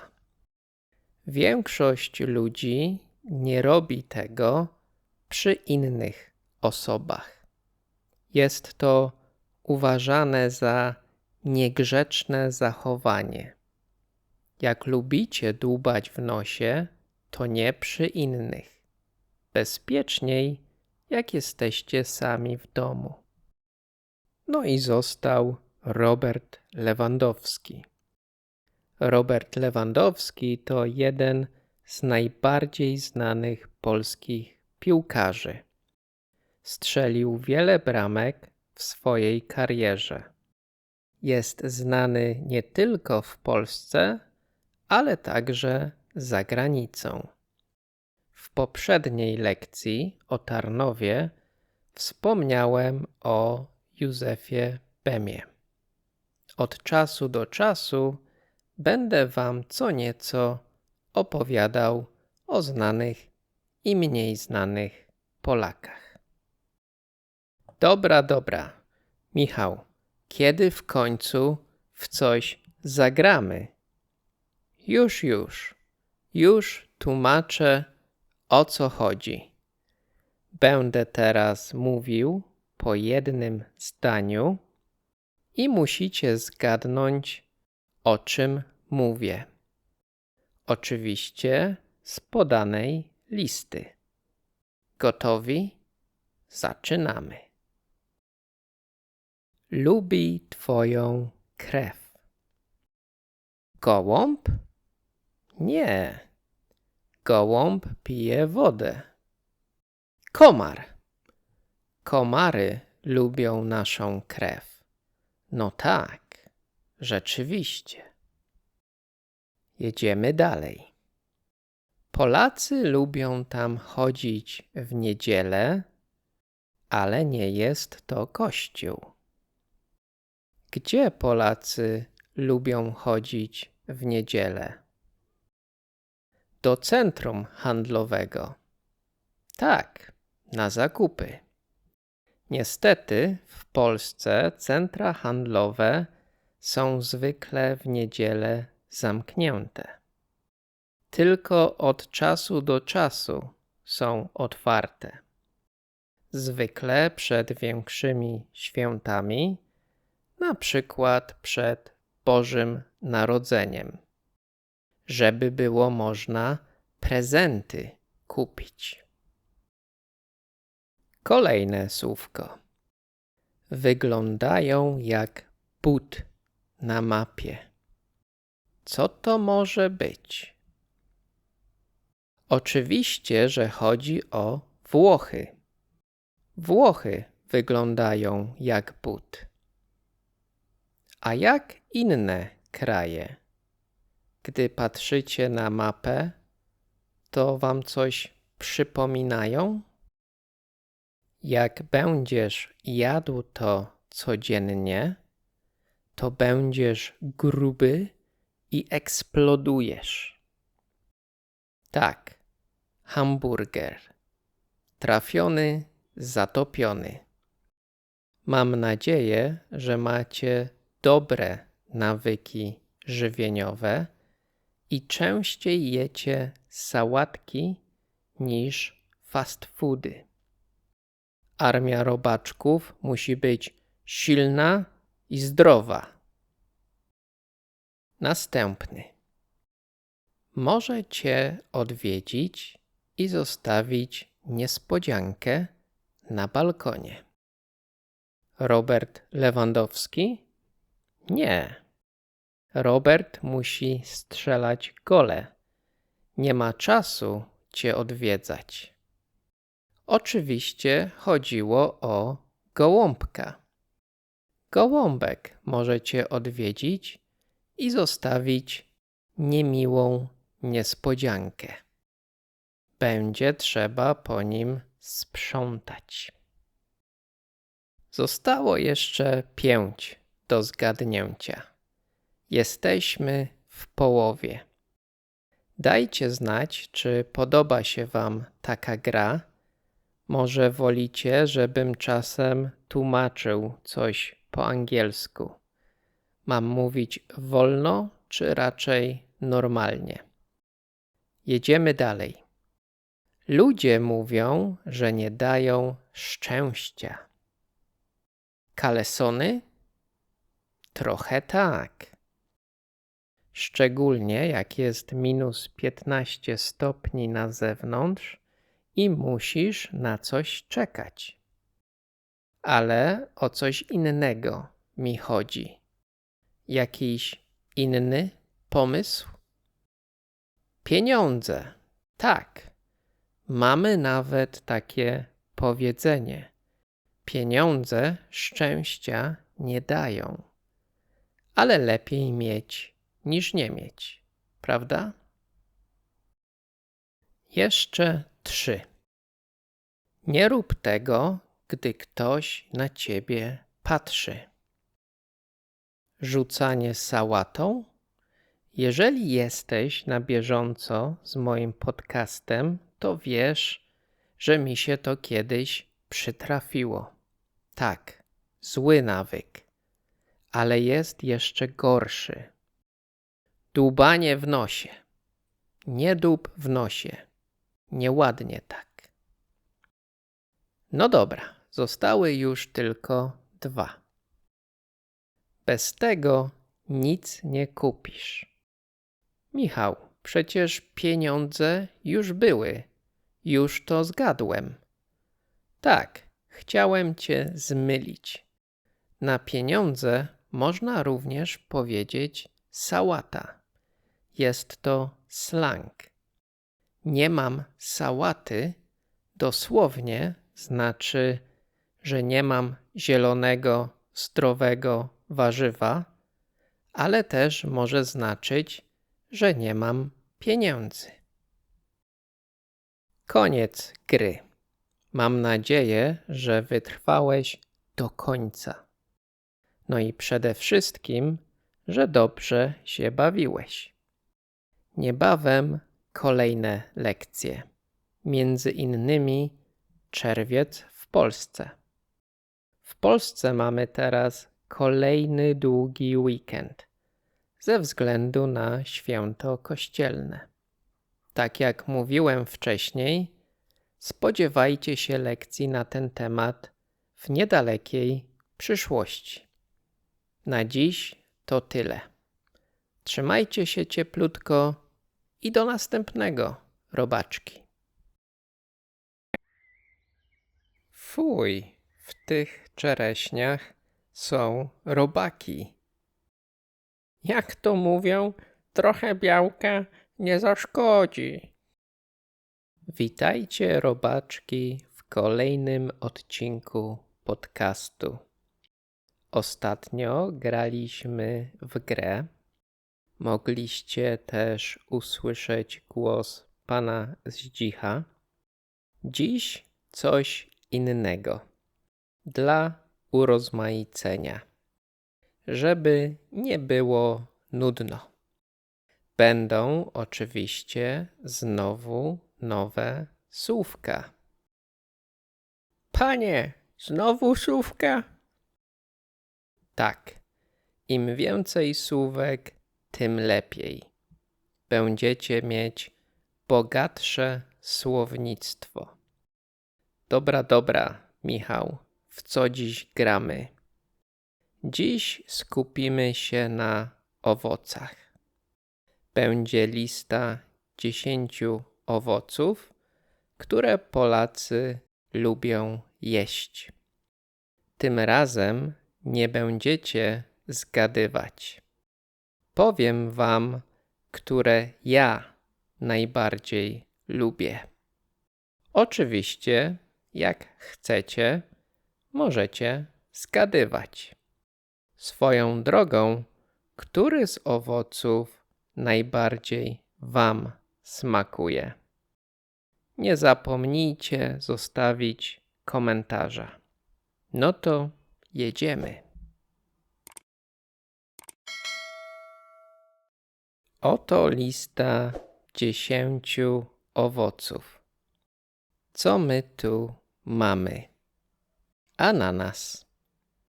Ananasy rosną w ciepłych krajach. Czyli nie w Polsce. Lubię czasem zjeść ananasa.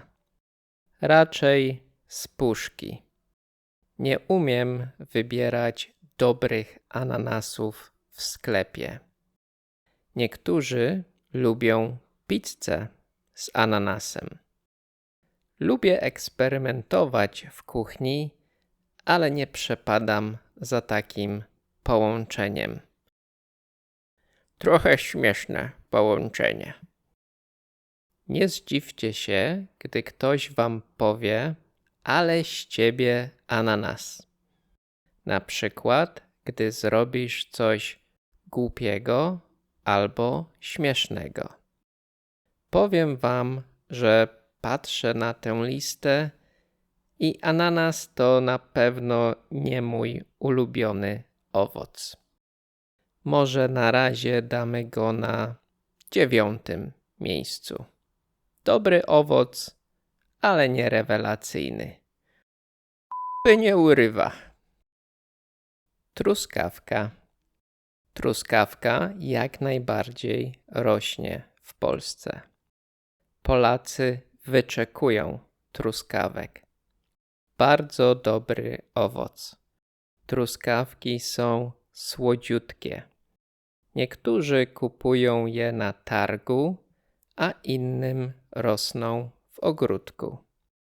Można je jeść na surowo, ale można też zrobić dżem. Można je dodać do owsianki. No i oczywiście można też jeść pierogi z truskawkami. Tak, niektórzy lubią takie połączenie. Bardzo lubię truskawki. Mogę zjeść kilogram naraz. Zdecydowanie top 3. Trzecie miejsce.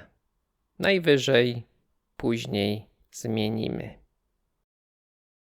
Arbuz. Bardzo soczysty owoc. Dobrze nawadnia organizm. Arbuzy mogą rosnąć w Polsce. Najlepsze jednak jadłem w Gruzji. Są też odmiany bezpestkowe. Lubię wypić smoothie z arbuzem i truskawkami. Próbowaliście kiedyś? Nie jest to jednak owoc, na który mam ochotę każdego dnia. Dlatego chyba wywalimy go na sam koniec, na sam koniuszek. To nie znaczy, że to jest najgorszy owoc ever, no ale są tutaj mocniejsi zawodnicy. Pomarańcza. No właśnie, pomarańcza czy pomarańcz? Która forma jest poprawna? Polakom często się to myli. Mówimy oczywiście pomarańcza. Pomarańcze mają dużo witaminy C. Lubię od czasu do czasu wypić sobie takiego szota z sokiem z pomarańczy, cytryny i imbirem. Dla zdrowotności. A jakże? Czasem dodaję sok z pomarańczy do sosów. Także fajny owoc. No ale wolę jej młodszą siostrę. Sorki, pomarańczo, ale lądujesz na 8. miejscu. Banan. Mocny kandydat do zwycięstwa. Zdecydowanie. Chyba nie przesadzę, jak powiem, że jem banany codziennie. Przynajmniej jednego banana. Albo w owsiance, albo w jakimś smoothie. Dojrzały, zielony, nie ma znaczenia. Jesz, aż ci się uszy trzęsą. Dokładnie. Chociaż jem banany codziennie, to wolę jednak truskawki, więc może 4. miejsce. Banana zjem, ale truskawek, tak jak powiedziałem, mogę zjeść 1 kilo. Dobra, jedziemy dalej. Jabłko, jabłuszko. Chyba najpopularniejszy owoc w Polsce. W wielu ogrodach rosną jabłonie. Polska jest jednym z największych producentów jabłek w Europie. Można powiedzieć, że jesteśmy w europejskiej czołówce. Z jabłek robi się soki, kompoty i ciasta. Szarlotka jest jednym z najpopularniejszych ciast z jabłkami. Lubię szarlotkę. Podobnie jak banana, lubię dodać jabłko do owsianki i posypać cynamonem. Mimo że jestem Polakiem, to niestety nie mogę powiedzieć, że jest to mój ulubiony owoc. O ty zdrajco! Musimy dokonać małych zmian. 10. miejsce. Ostatnie. Przepraszam. Borówka. Borówki są małe, słodkie i bardzo smaczne. Dodaję je do jogurtu albo owsianki. Zawsze mam kilka paczek mrożonych borówek w zamrażarce. Jem je prawie codziennie. Latem kupuję borówki na targu. Podobnie jak truskawki, lubię zjeść kilka garści. No i podobno borówki są bardzo zdrowe. Znowu top 3. Uwaga, w Polsce często mówi się po prostu borówka, ale warto znać różnicę. Borówka amerykańska, duże owoce, które kupujemy w sklepach. Jagoda lub borówka czarna, mniejsze owoce rosnące w lesie. Jeżeli będziecie w Polsce, to koniecznie spróbujcie jagodzianki. Pączki są bardzo dobre, ale jagodzianki to zupełnie inna liga. Trudny wybór między truskawką a borówką, ale postawię na borówkę. Borówka lepsza. Drugie miejsce. Zostały już tylko 3 owoce. Gruszka, cytryna i czereśnia. Nie wybrałem jeszcze zwycięzcy. Jak myślicie, który owoc najbardziej lubię? Kolejna na liście jest gruszka. Gruszka to też fajny owoc. Smakuje mi bardziej niż jabłko i lepiej się po niej czuję. Szczególnie jak ją przypiekę albo podsmażę. Lubię upieczoną gruszkę z serem feta, orzechami i miodem. Sąsiad, co to za wynalazek? Bardzo dobra rzecz. 6. miejsce. Smaczny owoc? Po prostu. I tyle. Finał. Cytryna. Uwielbiam cytrynę. Szczególnie lemoniadę z miętą. Często piję wodę z plasterkiem cytryny. Lubię jej zapach. Dobra też jest herbata z cytryną i miodem. Sernik cytrynowy, lody cytrynowe, no i oczywiście cytrynówka. Cytrynówka to tradycyjny polski alkohol przygotowany z cytryn, cukru i wódki lub spirytusu. Jedna z najpopularniejszych domowych nalewek w Polsce. Oczywiście nie polecam pić alkoholu, ale jak macie czegoś spróbować, będąc w Polsce, to na pewno warto 1 kieliszek domowej cytrynówki. Tylko na parsteczek, dla zdrowotności. Michał, uwielbiasz cytrynę. To musi być twój ulubiony owoc. Tak, bardzo lubię cytrynę.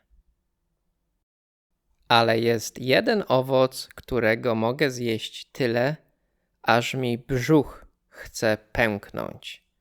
Czereśnia. Czereśnia to niekwestionowany mistrz. Słodziutka, soczysta, prosto z drzewa, z targu albo ze sklepu. Nie mylić proszę wiśni z czereśniami. Wiśnie są bardziej kwaśne i często używa się ich do ciast lub soków. Niestety w Polsce czereśnie lubią być drogie. Trzeba też uważać, bo często są w nich robaczki. Robaczki wiedzą, co jest dobre.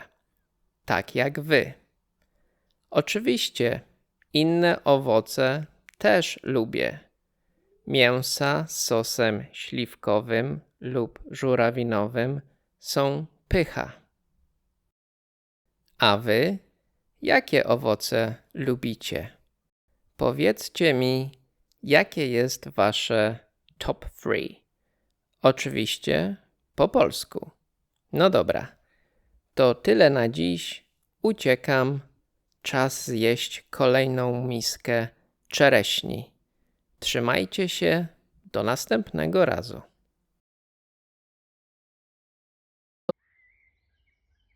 Siema robaczki.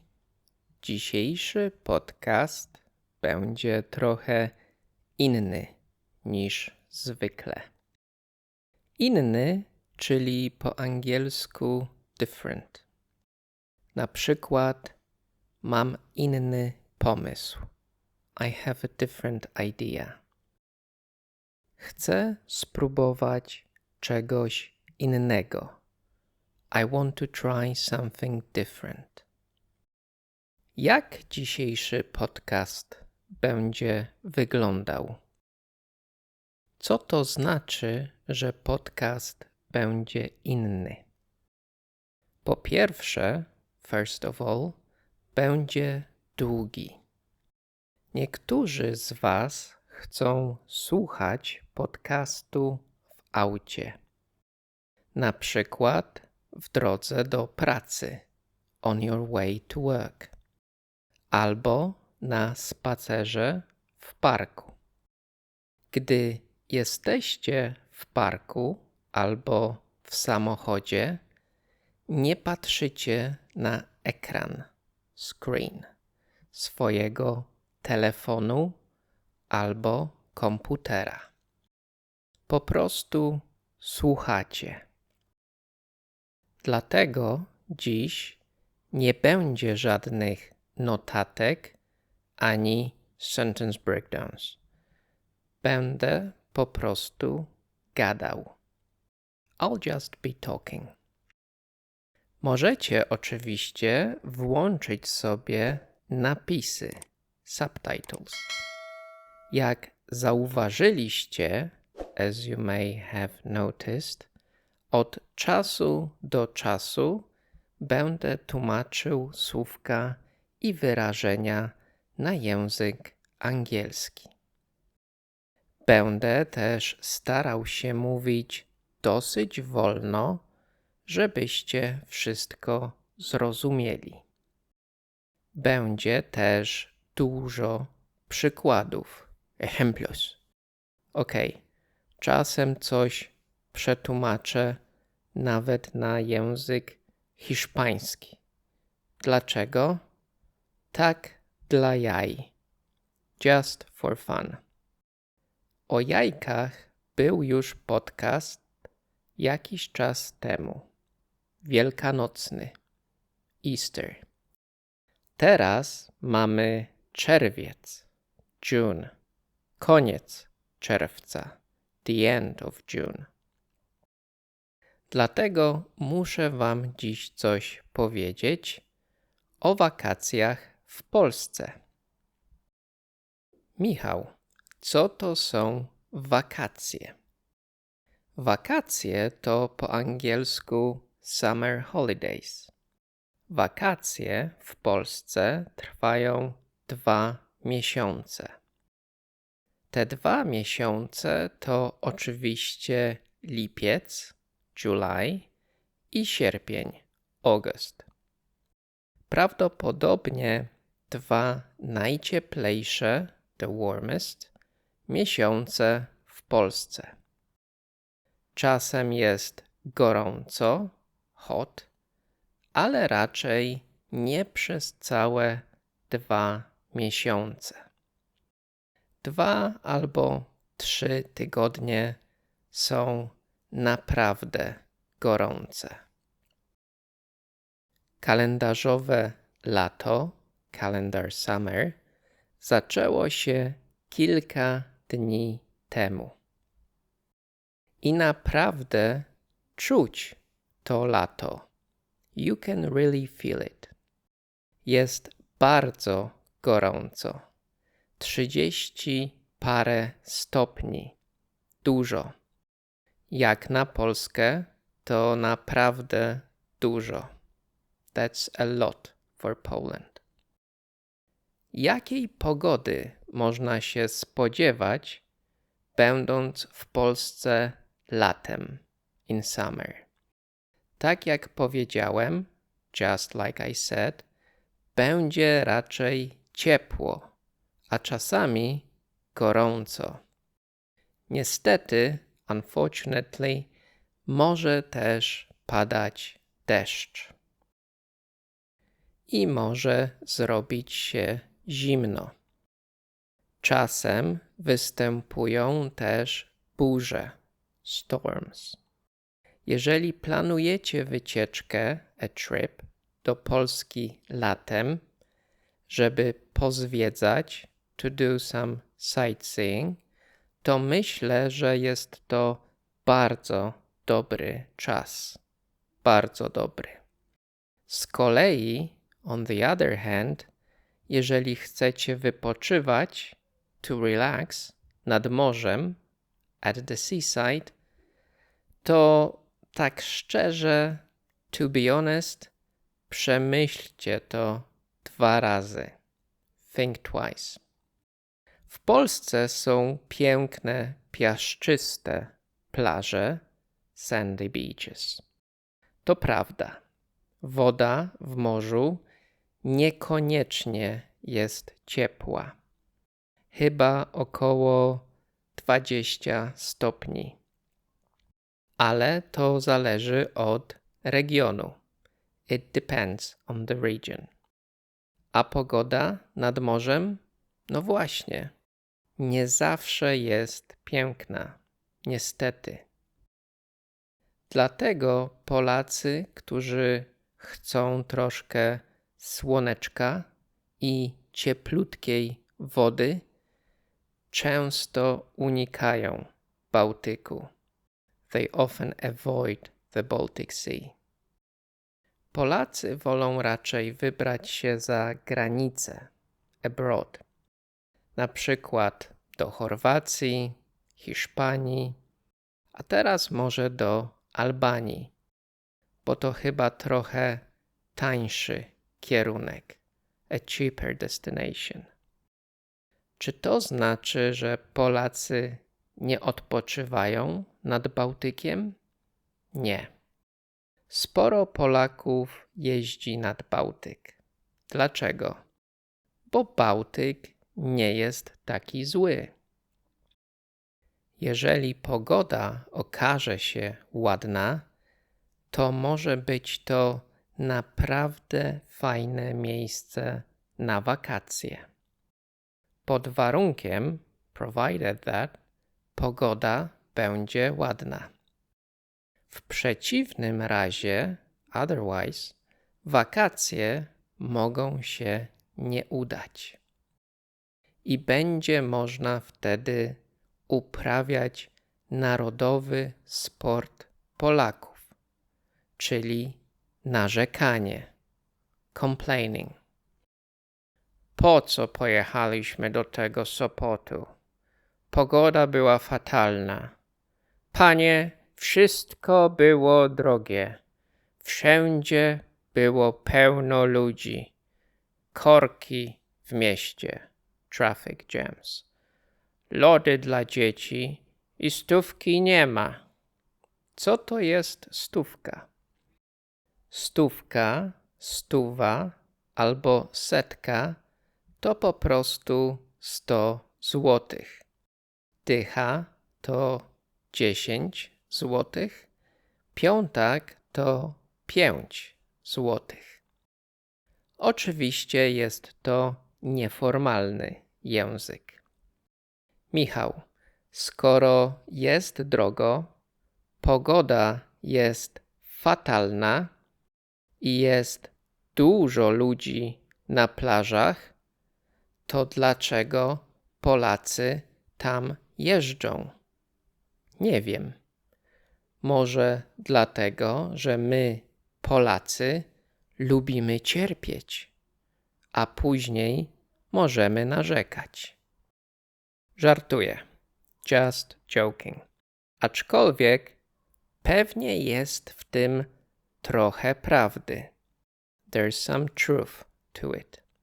Niektórzy Polacy po prostu nie chcą jechać za granicę z kilku powodów. Bałtyk przynajmniej jest w Polsce, więc nie trzeba lecieć samolotem. Mniej stresu. Wiesz, czego możesz się spodziewać. You know what to expect. No i chyba niektórym nie zależy aż tak bardzo na idealnej pogodzie.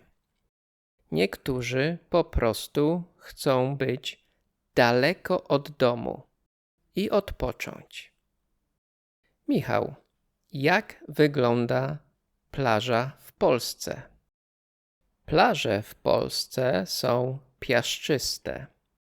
Dużo piasku. Ja osobiście wolę piaszczyste plaże niż kamieniste. Tak, jest to trochę irytujące, annoying, kiedy piasek dostanie się do spodenek, shorts, albo między palce, between your toes. Head, shoulders, knees and toes. Ale piasek jest przyjemny. Można też budować różne rzeczy z piasku. Na przykład zamki, sandcastles. Albo można zbudować rękę z piasku, żeby wystraszyć plażowiczów.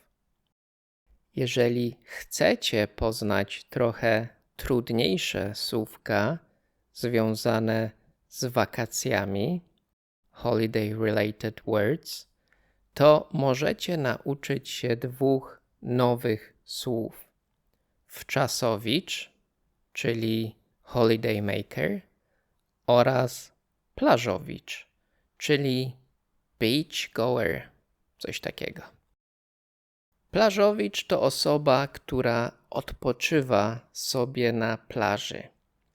Plażowicze w Polsce zwykle leżą albo siedzą na ręczniku plażowym.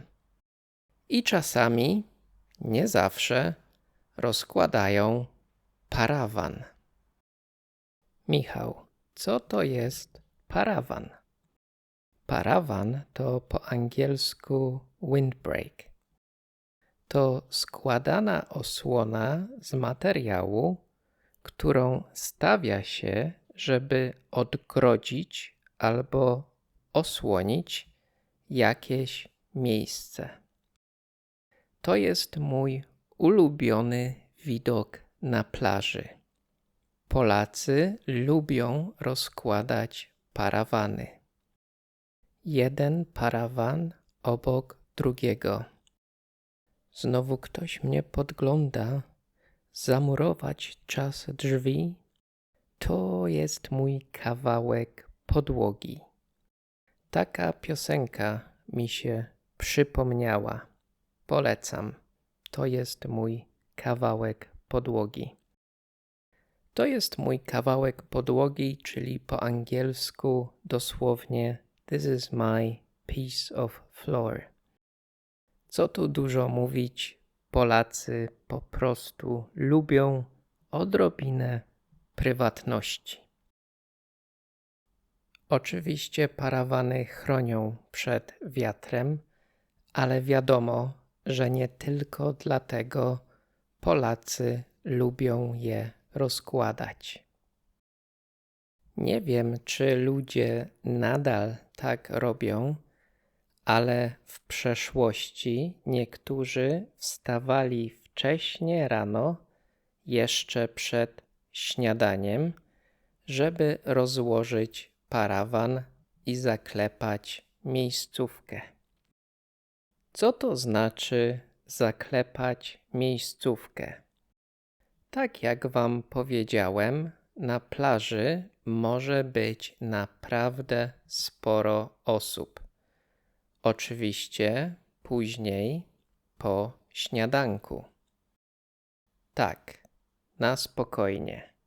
Najpierw trzeba wstać, zjeść śniadanko, wypić kawkę i dopiero wtedy ludzie ruszają na plażę. I może pojawić się problem. Może być problem ze znalezieniem dobrego miejsca z widokiem na morze. A parawan trzeba gdzieś rozłożyć. Where are you going to put up your windbreak then? Dlatego niektórzy są sprytni, czyli clever. Tak, Polacy są sprytni. Więc wstają przed śniadaniem, biorą swój kolorowy parawan, idą na plażę i wybierają najlepsze miejsce. I zaklepują miejscówkę. They secure a spot. To jest mój kawałek podłogi. Zarezerwowałem je sobie na cały dzień. W międzyczasie, in the meantime, zjem sobie śniadanko w hotelu, a parawanik i ręcznik będą na mnie czekały. Na mnie albo na całą moją rodzinę. Czasem to nie jest tylko mały parawanik i ręcznik. Czasem to jest prawdziwa forteca, a real fortress. Piękny widok, uwielbiam. Bardzo polskie. Dobra, Michał, piaszczyste plaże, wszędzie parawany, dużo ludzi, zamki z piasku. Co jeszcze? A może pąki, pączki, pączusie? Pączek to Polish donut. Bardzo polecam. To bardzo smaczna przekąska. A delicious snack.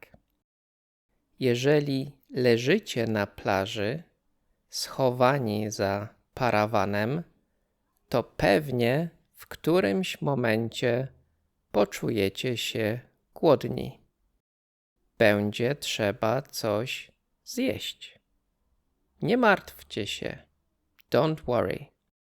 Od czasu do czasu na polskiej plaży możecie usłyszeć pąki, pączki, pączusie, lody, smaczne lody, lody dla ochłody. Od czasu do czasu ktoś będzie chodził po plaży i sprzedawał coś do jedzenia. Czasem pączki, innym razem lody. Może coś do picia, jakaś lemoniada albo woda.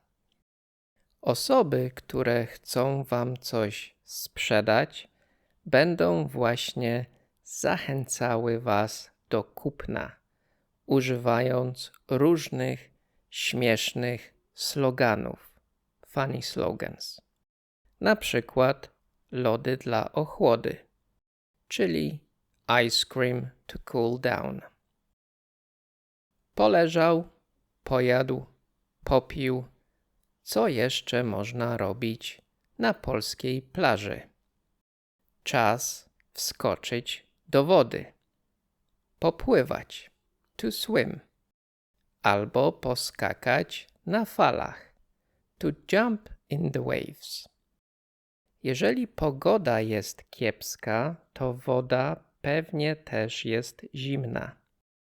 No ale jeżeli przyjechałeś nad morze z drugiego końca Polski, gdzieś z południa, to nieważne, czy jest gorąco, czy zimno, musisz się w morzu wykąpać. Żadnych wymówek. No excuses. Wskakuj do wody. jump into the water, chociaż symbolicznie na kilka minut, a później wychodzisz z wody i trzęsiesz się jak galareta. You're shaking like jelly. Oczywiście nie zawsze. Możesz wybrać się w spokojne miejsce z dala od ludzi, far from other people. Możesz rozłożyć tylko ręcznik, niepotrzebny ci jest parawan. Jeżeli będziesz miał trochę szczęścia, to może być bardzo ładna pogoda i ciepła woda.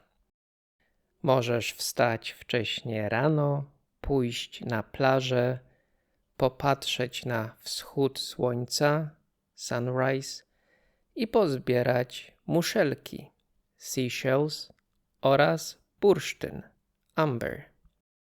Polskie plaże naprawdę są ładne, szczególnie tam, gdzie nie ma tłumów, if they're not crowded. Polskie morze to także mnóstwo atrakcji.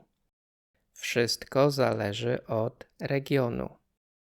W zachodniej Polsce możesz zobaczyć turkusowe jezioro i żubry, European bison. Jeżeli wybierzesz Gdańsk, to możesz wybrać się promem, by ferry, na Hel albo do zamku w Malborku. Oczywiście jest też dużo ścieżek rowerowych, bike paths, i latarni morskich, lighthouses, które możesz odwiedzić. Nad polskim morzem naprawdę jest co robić. Po prostu unikaj zatłoczonych miejsc i będziesz zadowolony. Happy. Będzie pan zadowolony. Polacy oczywiście często jeżdżą nad morze samochodem, ale można też dostać się tam pociągiem. Sporo osób wybiera opcję z wagonem sypialnym, sleeper car. Jeżeli mieszkasz w Krakowie, a chcesz dostać się do Gdańska, to możesz polecieć tam samolotem. Fajna sprawa. Okej, to tyle o Bałtyku. Jest jeszcze kilka miejsc w Polsce, do których można pojechać w wakacje.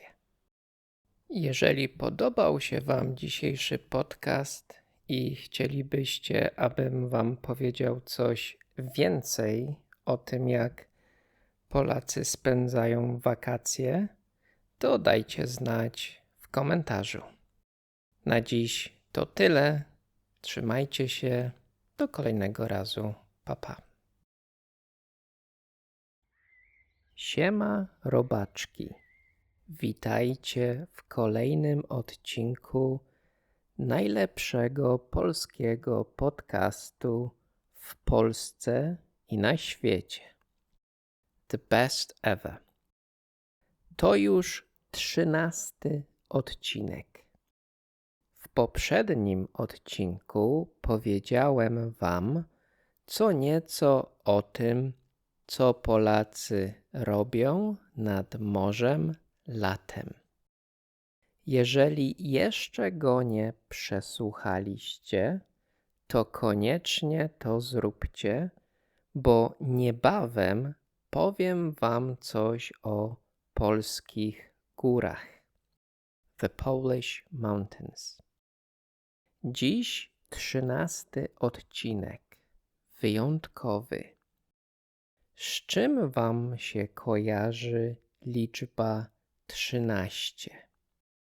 W wielu krajach 13 to pechowa liczba, unlucky number.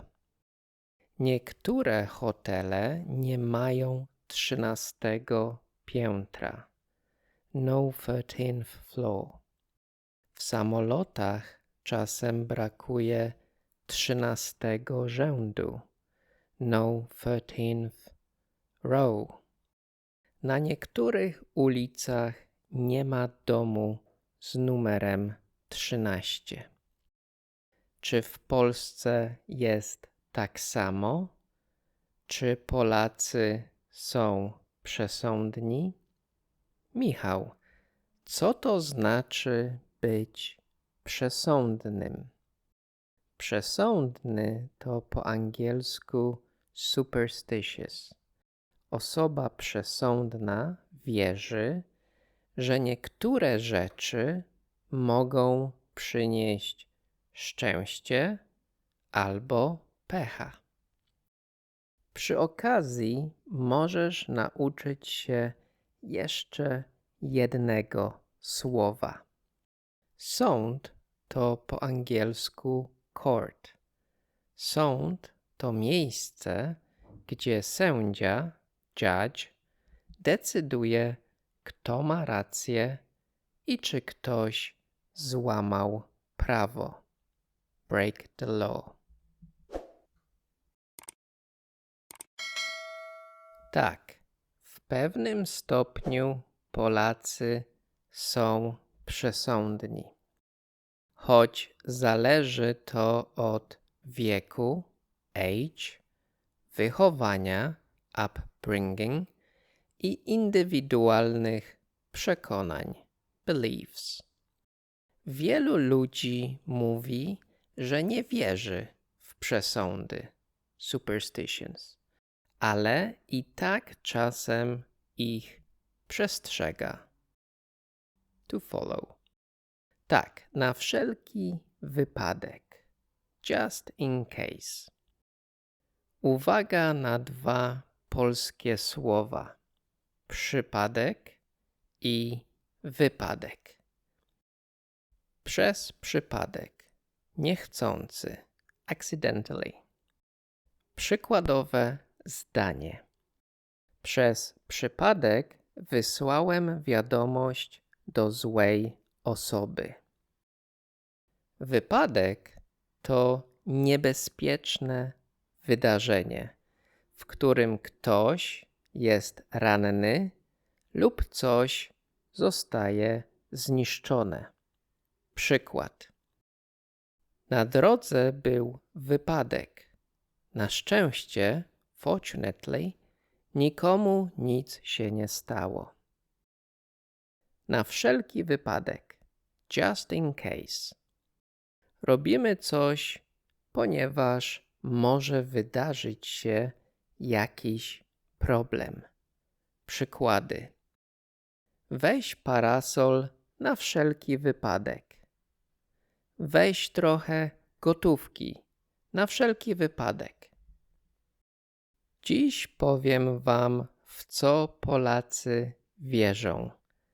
Dajcie znać w komentarzu, czy słyszeliście o przesądach, o których wam dziś powiem. Jestem ciekaw, czy też jesteście przesądni jak część polskiego społeczeństwa, society. Pierwszy przesąd. Wiele osób uważa, że piątek 13 to wyjątkowo pechowy dzień. Niektórzy unikają wtedy ważnych decyzji albo podróży. Niektórzy nawet nie wychodzą z domu. Tak na wszelki wypadek. Inni z kolei, on the other hand, twierdzą, że to zwykły dzień, dopóki nie zgubią kluczy. Until they lose their keys. Drugi przesąd.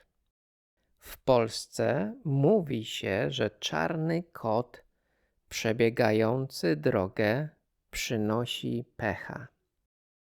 Niektórzy zatrzymują się na chwilę albo wybierają inną drogę. Gdy byłem dzieckiem, trochę wierzyłem w ten przesąd. Mam teorię, że czarne koty doskonale znają ten przesąd i specjalnie on purpose przecinają ludziom drogę. Trzeci przesąd. Polacy wierzą, że rozsypana sól zapowiada kłótnię, an argument, a stłuczone lustro przynosi 7 lat pecha. Tutaj zatrzymajmy się na chwilę. W języku angielskim mamy czasownik to spill. W języku polskim rozsypać to też to spill, ale musi chodzić o coś sypkiego, powdery. Z kolei rozlać to też to spill, ale gdy mówimy o płynach, fluids. Możesz powiedzieć, że szkło, glass, rozsypało się po całej podłodze. 7 lat pecha? To nie brzmi dobrze. No i sporo sprzątania. Czwarty przesąd. Nie przez próg. Not over the threshold. Możesz to czasem usłyszeć, gdy chcesz się z kimś przywitać w jego domu. W Polsce wiele osób uważa, że nie powinno się podawać ręki przez próg. Dlaczego? Tak, zgadłeś, bo to przynosi pecha. Dlatego najpierw jedna osoba wchodzi do środka, albo druga wychodzi na zewnątrz. Śmieszna sytuacja. Piąty przesąd. W Polsce niektórzy wierzą, że jeśli wrócisz do domu, bo o czymś zapomniałeś, powinieneś na chwilę usiąść przed ponownym wyjściem. Jeżeli jeszcze nie oglądałeś filmu Dzień Świra, to koniecznie obejrzyj ten polski klasyk. Główny bohater tego filmu wierzy w niektóre przesądy. Dowiesz się bardzo dużo o polskiej kulturze. Szósty przesąd. Kolejny przesąd nie jest aż tak powszechny jak poprzednie, ale wiem, że niektórzy w niego wierzą. Niektórzy wierzą, że pierwszy gość w nowym roku powinien być mężczyzną. Jeśli pierwsza przyjdzie kobieta, według przesądu, according to the superstition, rok może nie być tak dobry. Michał, wiedziałem. Dyskryminujecie kobiety. Nie wiem, dlaczego tak jest.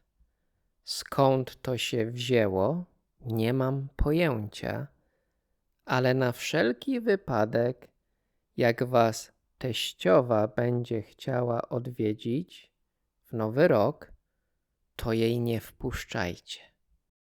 Tak, na wszelki wypadek. Siódmy przesąd. Swoją drogą 13 jest pechowa, ale 7 jest uznawana za szczęśliwą liczbę. Polacy lubią 7. Ale na 7 przesąd wybrałem coś naprawdę wyjątkowego. Mój ulubiony przesąd. Ten przesąd wymaga co najmniej 2 osób. Jedno z was musi być dzieckiem. Uwaga! Wyobraź sobie, że znowu jesteś dzieckiem. Mieszkasz w małym mieszkaniu z rodzicami. Bawisz się na podłodze w przedpokoju, in the hall. Jesteś już trochę zmęczony, więc leżysz na podłodze, a ktoś, kto chce przejść z jednego pokoju do drugiego, musi zrobić duży krok, a big step, i przejść nad tobą, and step over you. Co się stanie, jeżeli ktoś przejdzie nad tobą, a nie obok ciebie? Może to zabrzmieć groteskowo, ale niestety nie urośniesz. Uwielbiam ten przesąd. Jako dziecko często leżałem na podłodze i mój tata często przechodził nade mną. I co? No i jestem niski. Przypadek? Nie sądzę. Jest sporo przesądów, o których nie wspomniałem. Są przesądy związane z egzaminami, świętami Bożego Narodzenia i wiele innych. Na pewno kiedyś do nich wrócimy. Nie sprawdziłem żadnych statystyk, ale wydaje mi się, że Polacy z roku na rok są coraz mniej przesądni.